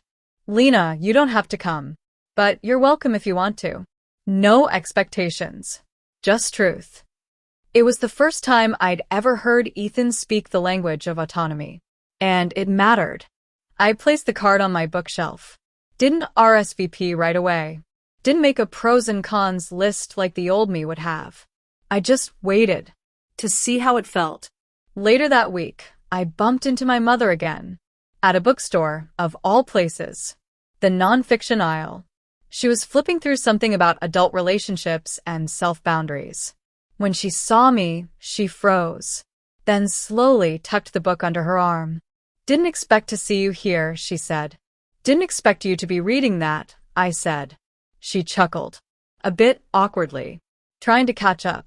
I let her hold the silence this time. She gestured toward the cafe upstairs. Wanna talk? I tilted my head. Not, do you have time? Not come with me. Just want. I nodded. We talked for almost an hour. Mostly about mundane things. Work, weather, books. And then, out of nowhere, she said, I didn't know how much I was copying my mother. Until you stopped copying me. It wasn't framed as guilt. Just fact. Raw and plain. I thought I was protecting you, she added. By controlling the variables. The housing. The schedule. The image. I know, I said. And it wasn't fair. No, it wasn't. She winced a little. Then said the only sentence that could have softened me. I'm not asking for a reset. Just a seat outside the walls. Whenever you're ready to lower them. When I got home that night, I didn't cry. Didn't journal. Didn't spiral. I made tea. Listened to a podcast. Sat on my balcony and watched the city breathe. Because the woman I was becoming no longer needed to dissect every olive branch. Some things could just be. On Saturday, I met Elise for a walk. We strolled through a local street fair, sampled overpriced lemonade, looked at handmade pottery, and talked about nothing that would make anyone cry. And then, while looking at a stack of old record sleeves, she said, You're going to the wedding, right? I glanced at her. I don't know yet. She nodded, then said, You don't have to protect anyone anymore. Not even me. And it struck me. That was the first time she acknowledged that I had been. That night, I wrote just one sentence in my notebook. I no longer take hostages in the name of love. On Monday, I RSVP'd yes. To Ethan. To the version of myself that no longer needed to stay home to feel safe. I bought a navy dress. Elegant. Strong lines. No shimmer. No softening. It wasn't armor. It was a flag. As I folded it into tissue paper, I looked around the apartment, the plants thriving, the bookshelf full, the silence intact. This space, this life, no longer felt like something I needed to defend. It had become something I could invite others into. Carefully, deliberately, with a guest list I authored. Forgiveness is not erasure. It's editing with a red pen and full control. June crept in with the warmth of something earned. Not the artificial heat of damage control, but the soft glow of realignment. Of quiet returns. Of narratives no longer twisted by someone else's expectations. I had RSVP'd yes. I had bought the dress. And I had made peace with what it meant to attend, not for them, but for me. The vineyard was in Rhine Valley. A few hours outside the city, tucked between hills and trees that felt old enough to whisper. I drove there alone. Windows down. Playlist low. Breath steady. There was no script running through my mind. No anticipated conflict. No rehearsed lines. Just presence. When I arrived, Ethan was outside, directing staff, adjusting table settings, triple-checking the playlist. He turned when he saw me, and for a moment, neither of us moved. Then he walked over and said, "You look like you belong here. Not thank you for coming. Not you look beautiful," but a sentence that implied sovereignty. I do, I said. And I'm glad you noticed. The ceremony was simple. Honest. Unforced. No speeches from people who hadn't earned the mic. No performances masquerading as unity. Just love, spoken clearly and held gently. I sat near the back, beside Elise. She looked at me once during the vows and mouthed, "This feels real." It did. After the ceremony, during the soft lull of cocktail hour, my father approached me. He held 2 glasses of sparkling water, an echo of my favorite, even though I never said it aloud. "I remember," he said, offering one. I took it, sipped, waited. "No speeches," he said. "Just thanks for showing up in every way." I nodded, and for the first time, I felt no urge to correct him. He had shown up too. Late maybe, but present nonetheless. Ethan gave a toast at dusk. He didn't thank his parents. Didn't mention tradition. He spoke about choice. "Love is not default," he said. "It's selected, protected. Sometimes it's redefined." He raised his glass and looked directly at me when he said, "To the people who chose themselves so they could finally choose others better." I didn't cry, but something in me softened, like metal cooling after months of heat. Later, Elise and I wandered away from the reception, barefoot in the grass, holding glasses of wine we hadn't touched. She leaned against a tree and looked at the string lights above us. "You know," she said, "I used to think you left the family, that you walked away." "I didn't walk away," I said. "I just stopped offering parts of myself no one respected." She nodded slowly, then asked the question I hadn't expected. "Would you ever come back?" I looked at her. Define back. Thanksgiving. Birthdays. Text threads. The usual. I considered it, then said, "I might come to the table, but I won't sit in the same chair." When I returned home the next morning, my apartment felt different. Not smaller, not emptier, but intentional, like I had confirmed its purpose. This was not a space I retreated into. It was a space I chose. Every day, every threshold. I spent the afternoon writing. Just one sentence, over and over in different ways. You can grieve the love you didn't receive and still refuse to accept less now. Then, you can still be kind without being soft. Then, you can open the door without erasing the lock. Later that evening, a package arrived. No sender. Just a small envelope taped on the front. For Lena, from someone who finally understands. Inside was a framed print. A painting of a single chair, elegant, worn, but strong, sitting in the middle of an empty room. On the back, a handwritten line. Some thrones are built in solitude. I placed it on my bookshelf, right beside the photo of 7-year-old me. The girl who always built her own world. The woman who never gave it away again. Home isn't where they welcome you. It's where you don't need to ask permission. July arrived with heat waves and a kind of stillness that made every decision echo louder. Not because things were falling apart, but because they weren't. And when things don't break, you start to realize what you've quietly built in their place. On the 4th of July, I didn't go to the family gathering. No announcement. No conflict. No performance. I simply didn't show up. And no one called to ask why. That, somehow, felt like more closure than any dramatic confrontation could ever offer. Instead, I stayed home, made grilled vegetables on my tiny balcony, and listened to fireworks go off in the distance. Each boom a reminder. Noise does not mean presence. And silence does not mean absence. Later that week, I bumped into Mrs. Dalton, the neighbor who'd once intercepted my parents outside my door months ago. The one who had witnessed Elise's moving day. She was out walking her dog, her sandals clapping softly against the pavement. Well, she said, squinting in the sunlight. Still yours, huh? I smiled. Always was. She nodded. Glad you stayed.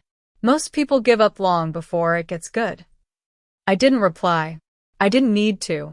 That night, I opened a new journal. Clean pages, no lines. At the top, I wrote, what I've learned since the betrayal. And then listed, people who expect your sacrifice will resent your survival. You can outgrow a family without abandoning it. The deepest revenge is a life well designed. Boundaries don't ruin relationships. They reveal the ones built on illusions. Never explain to someone committed to misunderstanding you. Closure isn't earned through apology. It's built through autonomy. Kindness without conditions is clarity with teeth. At the bottom I wrote, they can forget what they did. I will remember what I became. Mid-July, Elise came by with an envelope. Inside was a check. I sold the occupied by self piece, she said. Split the earnings with me? I looked up sharply. Why? Because I painted her out of pain I gave you. It's only right. I shook my head. You don't owe me money. She smiled softly. Then think of it as a symbol. Proof that healing creates value, even when it's born from damage. I accepted the check. Not for the money. For the metaphor. We sat on the floor, barefoot, sipping lemonade like kids who'd stumbled into adulthood with skinned knees and quiet grace. You think they'll ever really change? She asked. I didn't rush the answer. I think some stories don't need a rewrite. Just a different narrator. She nodded slowly. You ever think you'd be this narrator? Every day, I said. I just never thought I'd be allowed to speak. Later that week, I boxed up a few things, old photo albums, letters, some mementos from childhood. Not because I was running. Because I was editing. There's a difference between erasure and refinement. Between denial and clarity. I drove to the coast that weekend. Alone. On purpose. No itinerary. No calls. I walked barefoot along the shoreline, waves licking at my ankles like a truth too patient to force its way in. I whispered things to the ocean I never said aloud. I forgive you, but I remember. I release you, but I remain. And finally, I'm not angry anymore, but I'm not returning either. On the drive home, I passed a billboard. It read, "Reclaim the space they thought you needed permission to enter." I laughed out loud, because somehow the universe was plagiarizing my life now. That night, I hung a new piece of art above my bed. A mirror, not for vanity, but reflection. so that every morning I woke, I could see the face of the one who stayed, who withstood, who built. They thought they were writing my ending. I was just getting started. August brought heat that clung to the skin and a quiet clarity that stayed even longer. I stopped waiting for things to go back to normal, because the truth was this was normal now, and it was better. Not easier, but freer. I woke one Sunday to a letter slid under my door. Handwritten. No envelope. It was from my mother. Lena, I saw your photo in Elise's gallery post. You looked steady. It made me realize something. I never asked you what you needed, only told you what I thought you should be. That ends here. No more asking you to shrink. No more pretending we didn't hurt you. If you ever decide to speak to me again, I'll be the one listening this time. Mom, I held the letter for a long time, then folded it and placed it between the pages of my journal, not as proof of change, but as a snapshot of possibility. A few days later, Megan and I had dinner on my balcony. The city hummed below. The wine was too warm, and neither of us cared. She asked, if you could go back and stop the whole apartment thing from happening, would you? I didn't hesitate. No, she smiled. Didn't think you would. But why? Because that moment showed me who everyone really was, and more importantly, who I wasn't anymore. I sipped slowly and added, it was never about the apartment. It was about how easy it was for them to assign me a sacrifice.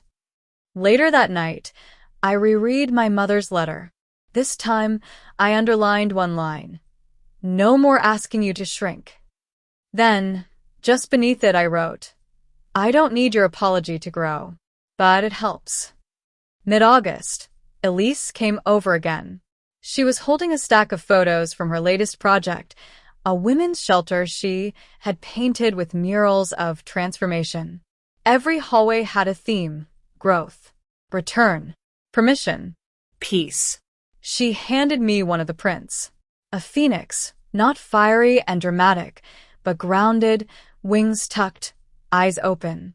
I named it Reentry, she said, because rebirth isn't a performance. It's a decision. I looked at her. You're becoming dangerous. She grinned. Good. That week, I received a group message. From the family thread I had long since muted. Holiday plans, thinking of rotating Thanksgiving this year. Elise offered. Thoughts? Then, a follow-up text from my father, separately.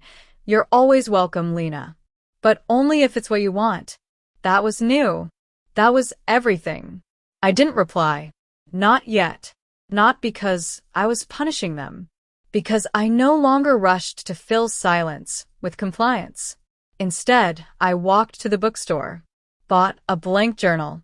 The cover simply said, Record the return. I smiled. Not because I had returned, but because I'd chosen when and how. And sometimes, that's the most powerful part of any exile. That weekend, I framed my own rules. Typed. Printed. Hung above my desk. Terms of reentry: I do not attend gatherings where I am the apology. I don't explain boundaries that protect peace. I welcome invitations, not obligations. I refuse to edit my voice to keep the room calm. I stay where I am celebrated, not just tolerated. I do not confuse access with affection. I reserve the right to leave, without a scene. At the bottom, I stamped it. Signed, Lena Hartwell, author of my own piece. August ended without a single confrontation. No screaming matches. No begging. No chaos. Just choices. And choice is a kind of love story, too. One where you pick yourself every time. When they stopped demanding access, I found the freedom to choose who enters. September drifted in on a breeze scented with dried leaves and clean endings. Everything felt slower, but not stuck. Like the world itself had exhaled after holding tension too long. And for the first time, I wasn't living in reaction. I was living in design. I got a call from Ethan mid-month. Not a text. Not an email. A real phone call. He asked if I wanted to grab coffee. Not a trap, he joked. Just caffeine and maybe some brother-sister truce talk. I hesitated. Not because I feared another ambush, but because my life had become so peaceful, I had to weigh every entrance carefully. Still, I said yes. We met at a place I used to avoid. A cafe on Ridgeway, where Elise and I once argued so loudly the barista had to intervene. But now it smelled like second chances and burnt espresso. I took the corner seat, back to the wall, old habits intact. Ethan sat across from me and said, "You look like someone who's not looking over her shoulder anymore." I smiled. "That's because no one's breathing down my neck anymore." He laughed, but there was an edge to it. Then he sobered. "I think I spent a long time convincing myself you were cold, aloof, not a team player." "And now?" I asked. "Now I realize you were just the only one willing to stop pretending." I leaned in slightly. "So you've stopped pretending too?" "I'm trying," he said. "And I want to tell you something. About Mom." I stayed quiet. She started seeing someone. A therapist. Weekly. On her own. I blinked. She's doing homework. Writing letters. Not sending them yet, but writing. That did something to me. Not quite hope, but curiosity. After coffee, we walked a block in silence. Then Ethan stopped and said, "I won't ask you to come back. But if you do, let it be because you want to. Not because anyone guilt you into it." That was the most generous thing he'd ever said. "I'll remember that," I said. "And maybe one day I will." That night, I didn't write in my journal. I lit a candle, sat on the floor, and just breathed. Sometimes stillness is enough. A few days later, I received a small package in the mail. No return address. Just my name, carefully printed. Inside was a thin book. The title, Letters to the Version of You That Kept Going. There was no note, but I knew it was from Elise.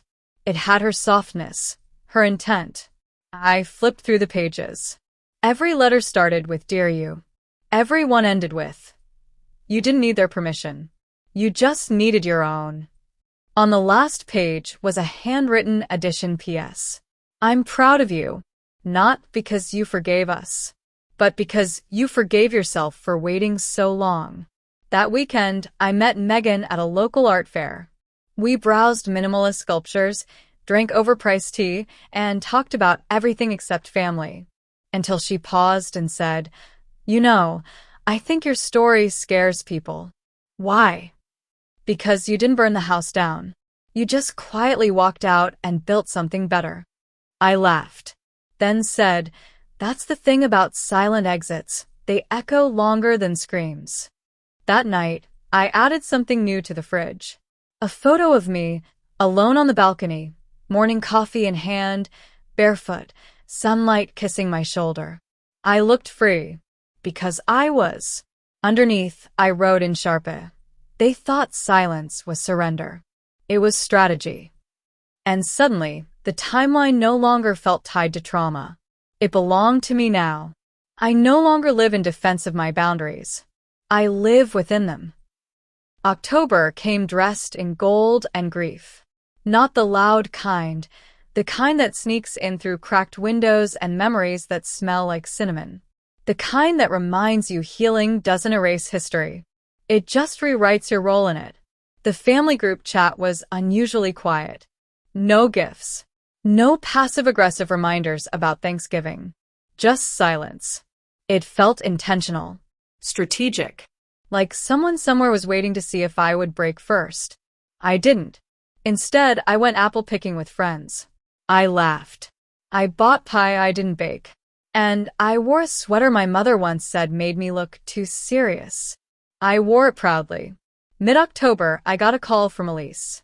Her voice was softer than usual, even breathless. "They're selling the house," she said. My stomach didn't drop. It just settled. Who's they? Mom and Dad. Downsizing. Moving closer to town. Did they tell you directly? No. I saw the listing. The kitchen still has the blue tiles you hated. That hurt more than it should have. Want to go back? One last visit, she asked. I paused, then said, only if we go together. And only if we don't pretend. We drove out that weekend. The house looked smaller than I remembered. Not because it had shrunk, but because I had expanded. We walked through the rooms, each one a chapter one had long since closed. The dining table was gone, but I still saw the ghost of every dinner I sat through in silence. The hallway mirror was cracked. We both noticed. Neither commented. In my old bedroom, the walls were bare. But on the closet door, written faintly in pencil, were words I forgot I'd written at 17. You can't be the villain and the escape plan. I traced over the letters with my finger, then let go. We left without saying goodbye to the space. Some rooms don't deserve closure. Only an exit. A few days later, Elise texted me a screenshot. It was from Mom's new blog, something I didn't even know existed. She had written a post titled Things I Never Said to My Daughters. It was clumsy, vulnerable, unpolished. But one line stuck out. Lena, if you're reading this, I see now that control was my love language. I'm learning a new one. I didn't respond, but I bookmarked it. Not as an olive branch. As evidence. That same week, I hosted my first dinner in the apartment. 6 people. No family. All chosen. We laughed so hard the wine spilled. We played music that had no nostalgia attached. We toasted to nothing except the fact that we had made it through the week. After they left, I looked around at the dishes, the glasses, the shoes kicked off near the door. It didn't feel like a life I built to spite anyone. It felt like a life I built to serve me. I opened my notebook. Wrote, revenge isn't living better. It's living free of the story they wrote you into. The next morning, I mailed something to my parents. No letter. No photos. Just a single page. At the top, here's who I am now. And below that, a list of books I'd read. Places I'd visited. People who'd loved me well. Things I'd learned in their absence. At the bottom, you missed it. That's the consequence. That evening, I slept with the windows open. Let the cold in. Let the ache out. I don't live there anymore. And they don't live in me. November rolled in with quiet gray skies and a stillness I didn't try to fix. There's a peace that comes when you no longer need to defend your peace. This was my first holiday season with no obligation to perform. No mental scripts. No pretend laughter. And for once, I didn't feel like I was missing anything. I felt like I had been spared. 2 weeks before Thanksgiving, my father called. No text, no voicemail. Just a direct, ringing line. I let it ring 4 times before answering. Lena, he said, I know you're probably not coming. And that's okay. I wanted to say that. He paused. I didn't fill the silence. We'll be at the new place. It's smaller, fewer places to hide. I let out a soft breath. Then maybe you'll finally see yourselves clearly. He didn't argue. He didn't beg. Just quietly replied, I think we're starting to. And then he added, I hope you eat something good that day. I did.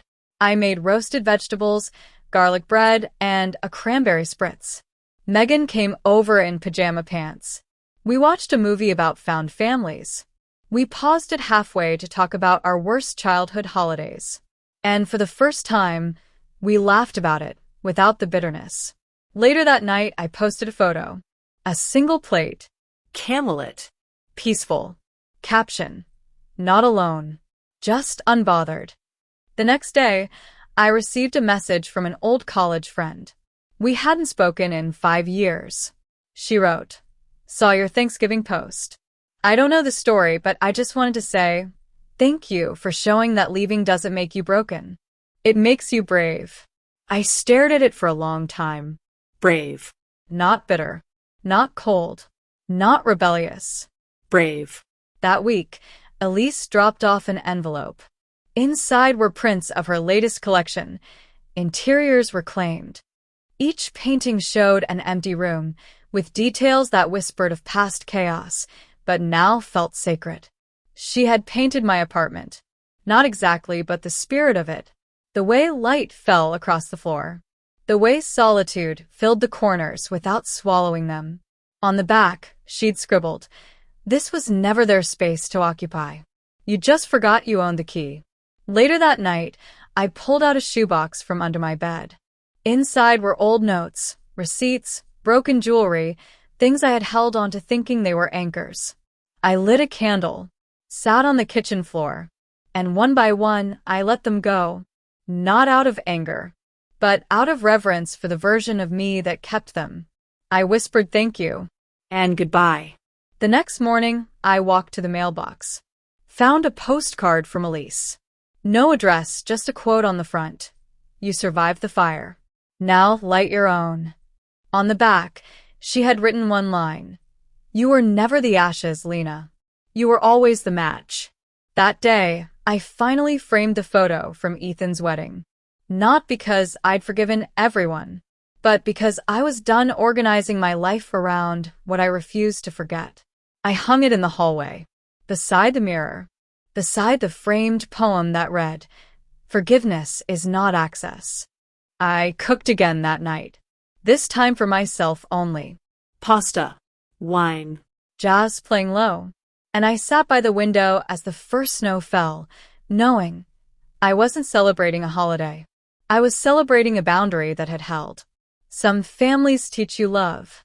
Others teach you limits. I learned both. December arrived like an old song, familiar, bittersweet, and slightly out of tune. But this year, I didn't flinch when it played. Because I wasn't the same listener anymore. For the first time in years, I bought a Christmas tree.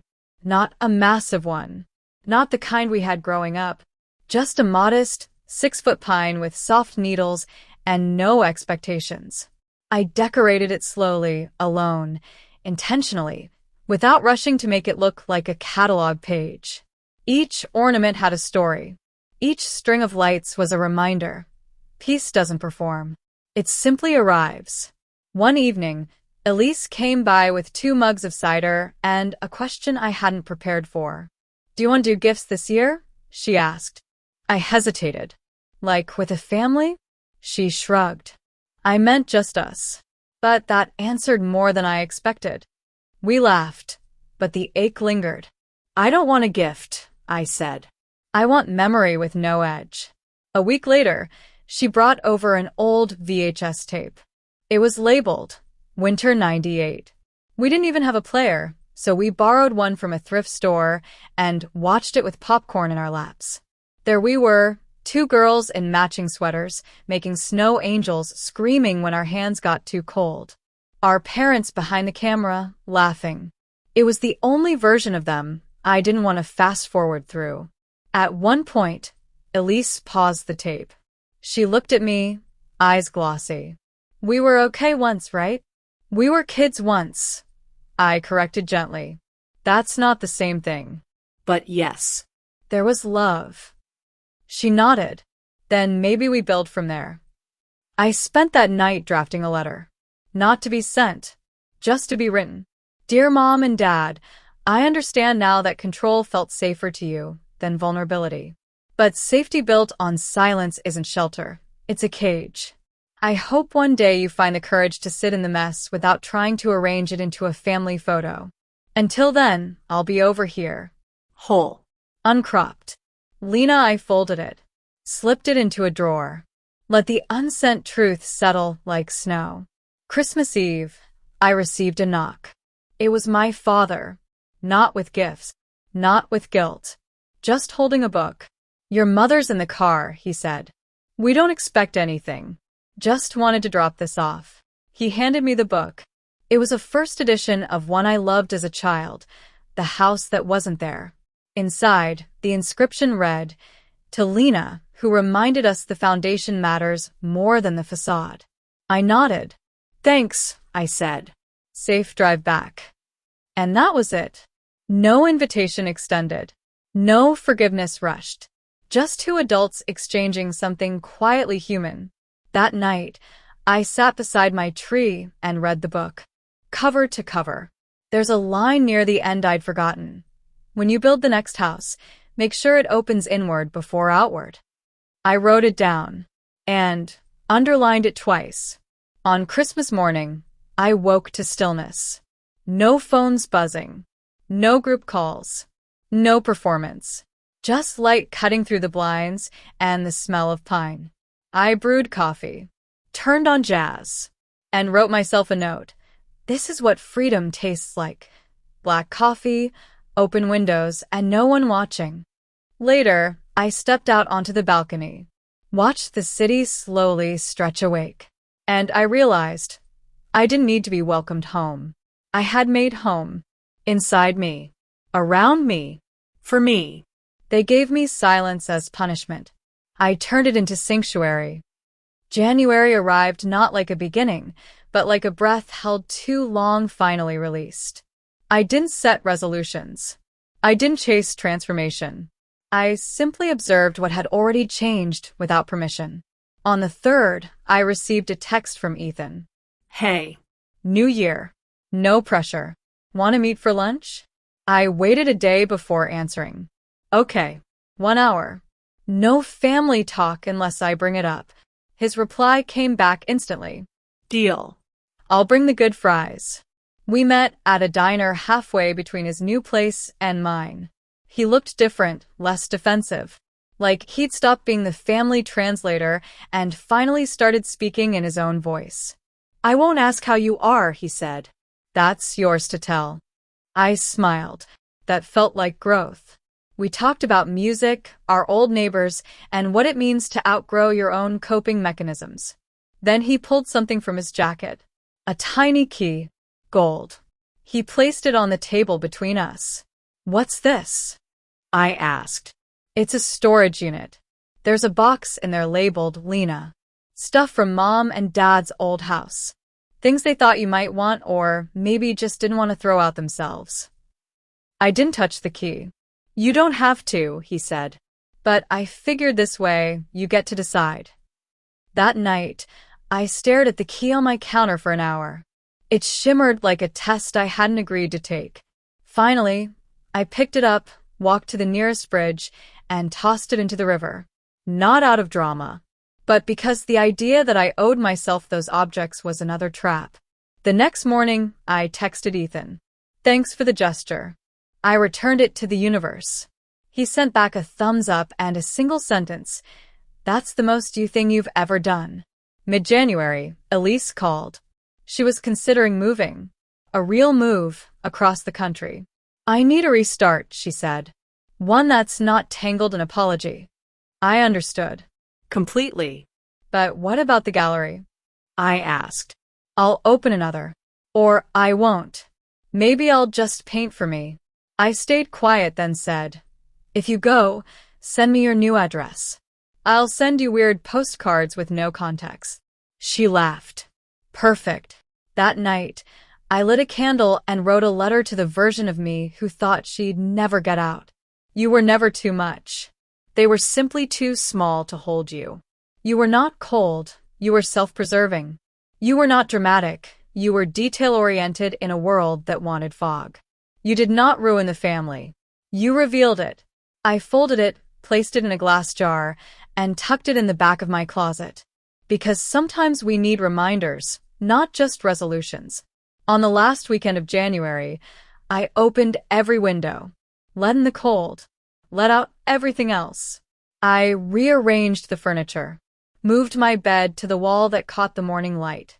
Replaced the mirror with a canvas. Wrote across it in black paint. I am the ending they never imagined. And underneath in smaller script, and the beginning I choose daily. Later, I ran into my landlord in the hallway. He smiled. Hard to believe it's been over a year. Feels like longer, I said. He leaned in, voice low. You know, your parents, they still call sometimes. Asking if you renewed. And I tell them, if you wanted them to know, you'd have told them yourself. I nodded. Thanks for that. Walking back to my door, I whispered. I didn't disappear. I just stopped being available for the version of me they preferred. Their silence tried to erase me. I used it to rewrite myself. February didn't feel cold this year. It felt clean, uncrowded, as if life had finally settled into a rhythm not dictated by obligation or crisis. Valentine's Day came and went unnoticed. No flowers from old flames. No dramatic phone calls. Just a quiet morning, a hot cup of tea, and the soft hum of a world I didn't need to run from. On the 15th, I received a package. No return address. Inside, a scarf I hadn't seen in years, navy blue, frayed at the edges, with a note that read, "Found this in the attic. Thought it might belong to you." No strings. Just memory. It was in Elise's handwriting. I held it for a second, then tucked it into a drawer. Because sometimes, honoring the past means choosing not to wear it again. Later that week, I ran into someone from high school at a bookstore. They asked what I'd been up to. I didn't mention the family split. Didn't recount the betrayal. Didn't say I lived alone by choice. Instead, I said, I built a life that fits. They smiled. That sounds expensive. It cost everything, I said. And it was worth it. That night, I hosted a writing group. 5 strangers turned friends sat cross-legged on my floor, sharing poems about grief, love, and that strange in-between space where healing happens. I read a piece titled Inheritance. It ended with, "They left me silence." I turned it into language. No one clapped. They just nodded. The kind of nod that says, I've been there too. Mid-month, I saw my mother's name pop up on a podcast episode. She was a guest on some small show about generational repair. Out of curiosity, I listened. She said, "There are stories my daughter will never tell me, and I've stopped trying to pry them loose. I'm just working on being the kind of person she might one day write back to." I paused the episode, sat in silence, and whispered, "She's not wrong." Still, I didn't reach out. Because growth is not an invitation, it's a direction. That weekend, Megan and I took a day trip. No destination, just a highway and snacks. We ended up in a town where no one knew our names. We sat on a bench, watching strangers pass. She asked, "If you could tell your younger self one thing, what would it be?" I didn't think long. Don't stay quiet just because your voice makes others uncomfortable. She nodded. That's the whole sermon right there. Back home, I added something new to the wall above my desk. A quote I had scribbled on a napkin weeks ago. I didn't heal to return. I healed to redefine. A few days later, a letter came in the mail. Handwritten. From my father. "Lena, we know there's no going back. We're not asking for that. We just want you to know we see the distance now. We feel it. And we understand it was never punishment. It was protection. You don't owe us anything. But if you ever want a conversation, not a confrontation, we'll be here. No pressure. No deadline. Just air between us." I folded it, placed it next to my mother's blog printout. Together, they looked like 2 people trying. Late. But trying. I didn't write back. Not because I was angry. Because I was full. And sometimes that's enough. They planted silence. I grew a garden of sentences. March tiptoed in like it was testing the air. The kind of month where the sun pretends it's spring, but the wind still bites. Where everything feels like it's waiting. But I wasn't. Because I had already arrived. That month I took a solo weekend trip. No itinerary. No phone alerts. Just me, a train ticket, and a cabin tucked beside a frozen lake. I brought books I'd never had time to finish. Wore sweaters that never needed approval. And woke each day without anyone's voice in my head but my own. On the second night, I built a fire and sat with an old photo. One of the last where we were all together, me, Elise, Ethan, our parents. I studied the smiles. Performances, every one of them. I could almost hear what wasn't being said. I slid the photo into the flames. Not in anger, but because I no longer needed proof of what I'd survived. When I returned, my neighbor, Mrs. Cordell, the one with the overfed cat, stopped me in the hallway. "I saw a woman standing outside your door last night," she said. "Didn't knock. Just stood there, holding something." My pulse ticked once. "Did she leave anything?" She shook her head. "Just stood there for a while, then walked off." I already knew. I opened my door. No note. No package. Just stillness. But in the air, I swear, something lingered. Like the scent of old regret and lilac soap. My mother. She hadn't tried to come in. She hadn't knocked. But she had come. And in her silence, I felt something shift. That week, I saw Elise before her move. We packed her canvases, boxed up her paints. She asked, "Do you want to come visit sometime?" I didn't hesitate. "Yeah, I do." It wasn't forgiveness. It was curiosity. A reaching forward instead of dragging the past behind. On her last night in the city, we sat on her empty floor with takeout and no table. She handed me a small envelope. Inside, a single photo of us as kids. On the back, she'd written, "We didn't know it yet, but we were already the strong ones." I tucked it into my journal, not because I needed it, but because I finally had space for memory without sharp edges. A few days later, I received an unexpected email from the law office that once handled our family's estate. The subject line read, "Transfer of legal ownership, apartment unit 8B. Inside was a formal notice. The apartment mine now officially. No strings. No oversight. No contingency from my parents. Just a legal document signed by both of them. No explanation. Just space." I stared at the screen, then slowly leaned back in my chair. Closed my eyes. They had let go. Not because they wanted to, because they had to. I had made it impossible to keep holding on to a version of me that no longer existed.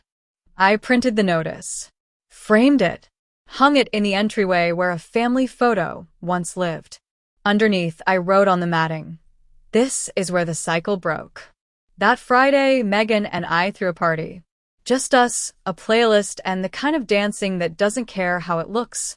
At midnight, I stood on my coffee table, champagne in hand, and declared, "I hereby claim this space, not as survival, but as creation."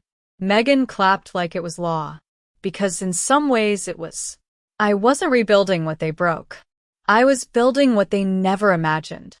April came not with rain, but revelation. I woke up on the first day of the month and realized I no longer checked my phone expecting disappointment. I no longer braced for their absence or their intrusion. I simply existed, and it felt like breathing for the first time underwater without panic. I got an email from Ethan. Subject: FYI, attached was a scanned page from an old photo album. In the margins, in my mother's neat handwriting, were the words, "Lena, fierce even then." She never asked for space. She carved it. I stared at the screen. It didn't undo anything. It didn't fix the fractures. But it reminded me that somewhere, deep down, they had always known who I was. Even when they resented it. That weekend, I ran into an old professor at a book fair. "Lena Hartwell," she said, as if saying it brought something back to life. "I always told you your silence had volume. Did you finally decide to speak?" I smiled. I didn't speak louder. I just stopped whispering. She nodded. "Good. The world needs more women who choose their own decibels." Later that evening, I wrote another letter. To no one. Or maybe to everyone who ever told me to soften, shrink, or stay. You taught me stillness as a form of survival. But I learned movement as a form of resurrection. You gave me a script. I chose the stage. And when the curtain fell, I built a new theater. Mid-month, I hosted a writing salon at the local library. 15 chairs. No microphones. Each woman brought a story they'd been afraid to tell. One wrote about her sister stealing her voice. Another about her mother confusing control for love. A third cried, but kept writing. We didn't call it healing. We called it telling the truth out loud. And that was enough. Afterwards, I walked home under a sky split with stars. And I said aloud for no one and everyone, I am no longer a secret. The next day, Elise sent a photo from her new apartment. Big windows. Empty walls. She captioned it, a blank space. For the first time, that doesn't feel like loss. On impulse, I replied, let's visit one day. Trade silence for paint. And she wrote back, deal. But only if we let the silence stay when it needs to. I took a weekend trip alone. No reason. Just desire. I booked a room with a view of the ocean. I wrote poems that didn't rhyme. I listened to music with no lyrics. And I came home with no souvenirs, just a phone full of photos that no one else needed to see. That week, my father texted. Short. Strange. We miss you. But we respect you. That was new. Respect had never been the language we shared. I didn't reply. But I didn't delete it either. I printed it. Folded it into my journal. And underneath I wrote, respect came late. But it came. At the end of the month, I stood by the window and looked at the street below. People moving. Living. Trying. And I whispered something I hadn't realized I was waiting to say. I forgive you. Not because they asked. Not because they deserved it. But because I didn't want to carry the weight anymore. I forgave them quietly, so I could be loud again. May unfolded like a letter I hadn't dared to open, one word at a time, each line softer than the last. That month, I gave a talk at a small women's retreat. Not as a speaker, as a listener who happened to have something to say. The title they'd given me was Claiming Space, How to Stay Gone Without Getting Lost. I laughed when I saw it, but when I stood behind the mic, hands calm, voice steady, I began with this. I didn't walk away to disappear. I walked away so I could finally exist. The room held its breath with me. I told the story, not of what they did, but of what I learned. About silence as weapon. About the architecture of gaslighting.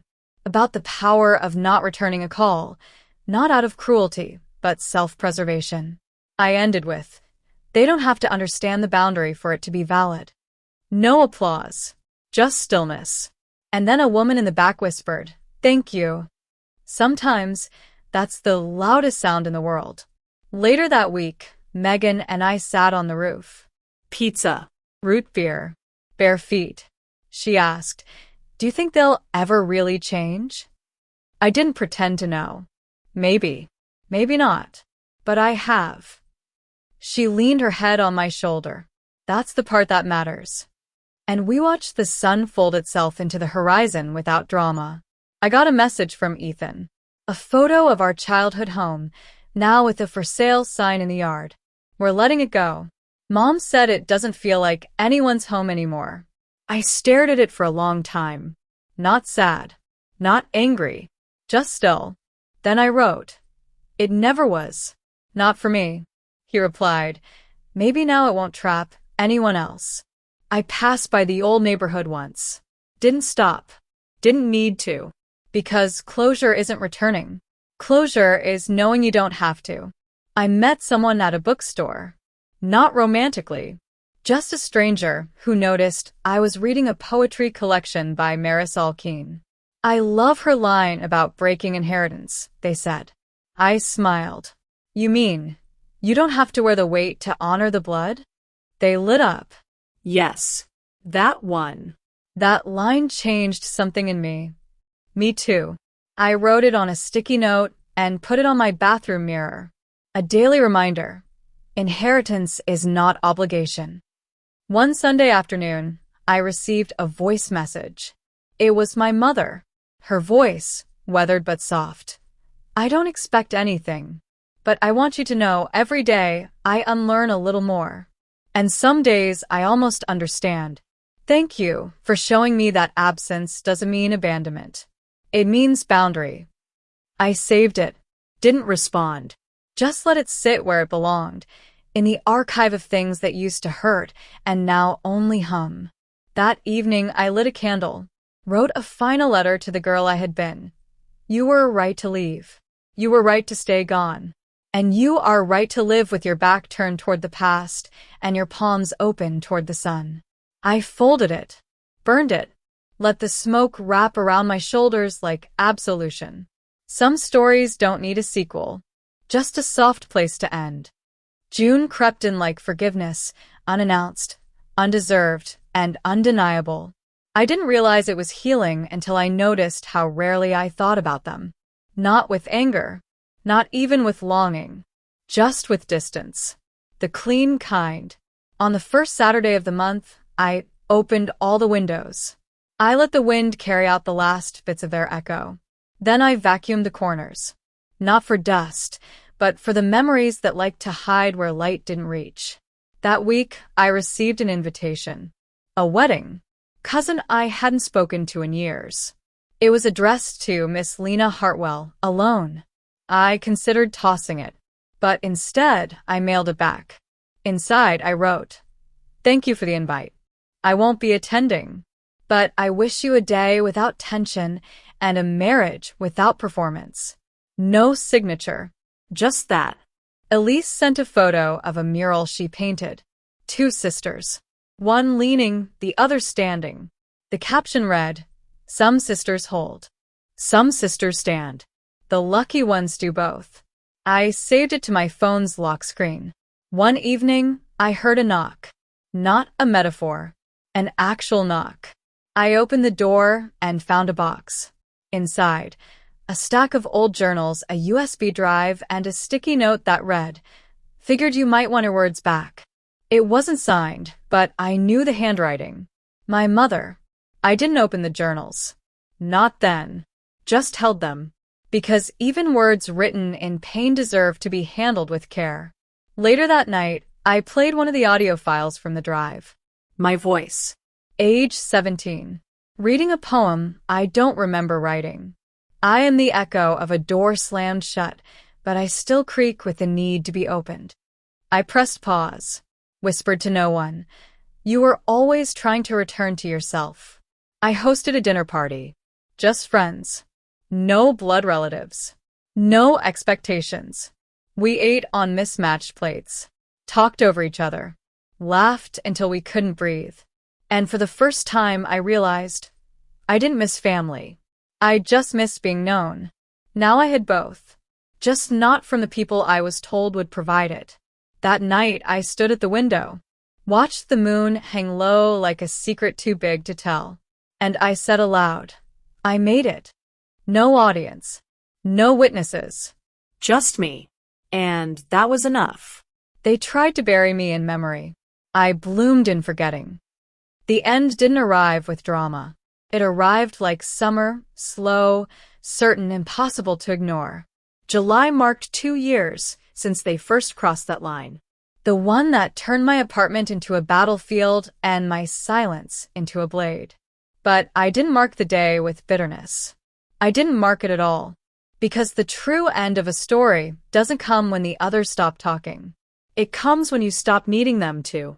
That morning, I brewed my coffee, leaned on the counter, and said aloud, "I owe no one an explanation for the peace I fought to earn." It echoed softly against the tile, like an oath renewed. I met Elise for lunch during her visit back to the city. We hugged without awkwardness. We spoke without defensiveness. She told me she'd started a new series, abstract, messy, unapologetic. I told her I'd started writing again. Not for others. Not even for publication. Just to remember who I am when no one is watching. She gave me a necklace. Tiny pendant, a keyhole. "No key," she said, "because you already found your own way in." I wore it home. Didn't take it off. That weekend, I walked past a real estate office. In the window, a flyer for a new apartment building. Bright light. Tall ceilings. Clean floors. I took one look and thought, I'm not running anymore. So I walked on. Because this apartment, my apartment, was no longer haunted. It was claimed, lived in, loved. One night, I hosted a small gathering. Poets. Painters. A woman who made earrings from broken glass. Each of us had cracked and stitched ourselves back together in our own way. No one asked for family stories. We shared what we wanted to. Which, it turns out, was everything that mattered. As people left, one woman turned and said, "This space feels like it forgave itself." I nodded, because she was right. At midnight, I turned off the lights, opened the windows, and lit a single candle. Then I said goodbye, not to a person, to the version of myself that waited too long for an apology that would never arrive. The next morning, I wrote one final note. If you ever wonder what happened to me, I chose to live in a home I built from honesty, with walls that remember only what I want them to. I didn't disappear. I just stopped answering to the name they gave their version of me. I sealed it in an envelope. No stamp, no address. I left it in the river. Because not every story needs to arrive. And finally, I stood in the middle of my apartment, turned in a full circle and smiled. I had survived. But more than that, I had arrived. I didn't just escape the story. I rewrote the ending. Now that the storm is past, everything sounds different. The ticking of the clock no longer startles me. The hum of the fridge feels like company. Even silence, once weaponized, rests quietly, like a blanket pulled up to the chin. I wake slowly these days. I let the light find me on its own terms. There's no more urgency in the mornings. Just breath. And body. And the knowledge that I am still here. Sometimes, grief tries to visit. It doesn't knock. It just stands in the corner, waiting for me to notice. But I've made peace with her. I nod, let her sit a while, then gently ask her to leave when I need space. I still think of them. Not daily. Not angrily. But in the way you remember the weight of a coat you no longer wear. There are days I almost miss it. Almost. If you're listening to this, and something in you feels familiar, if you're standing at the threshold of leaving, but still afraid to walk, let me say this. You do not owe your silence to anyone who uses your voice against you. You do not need to set yourself on fire to keep anyone warm. And when you finally step away, the quiet that follows may feel like loss, but it is, in fact, freedom. You are not the villain for choosing yourself. You are not cruel for drawing a boundary. You are not broken for walking alone. You are the beginning. They taught me absence. I taught myself presence.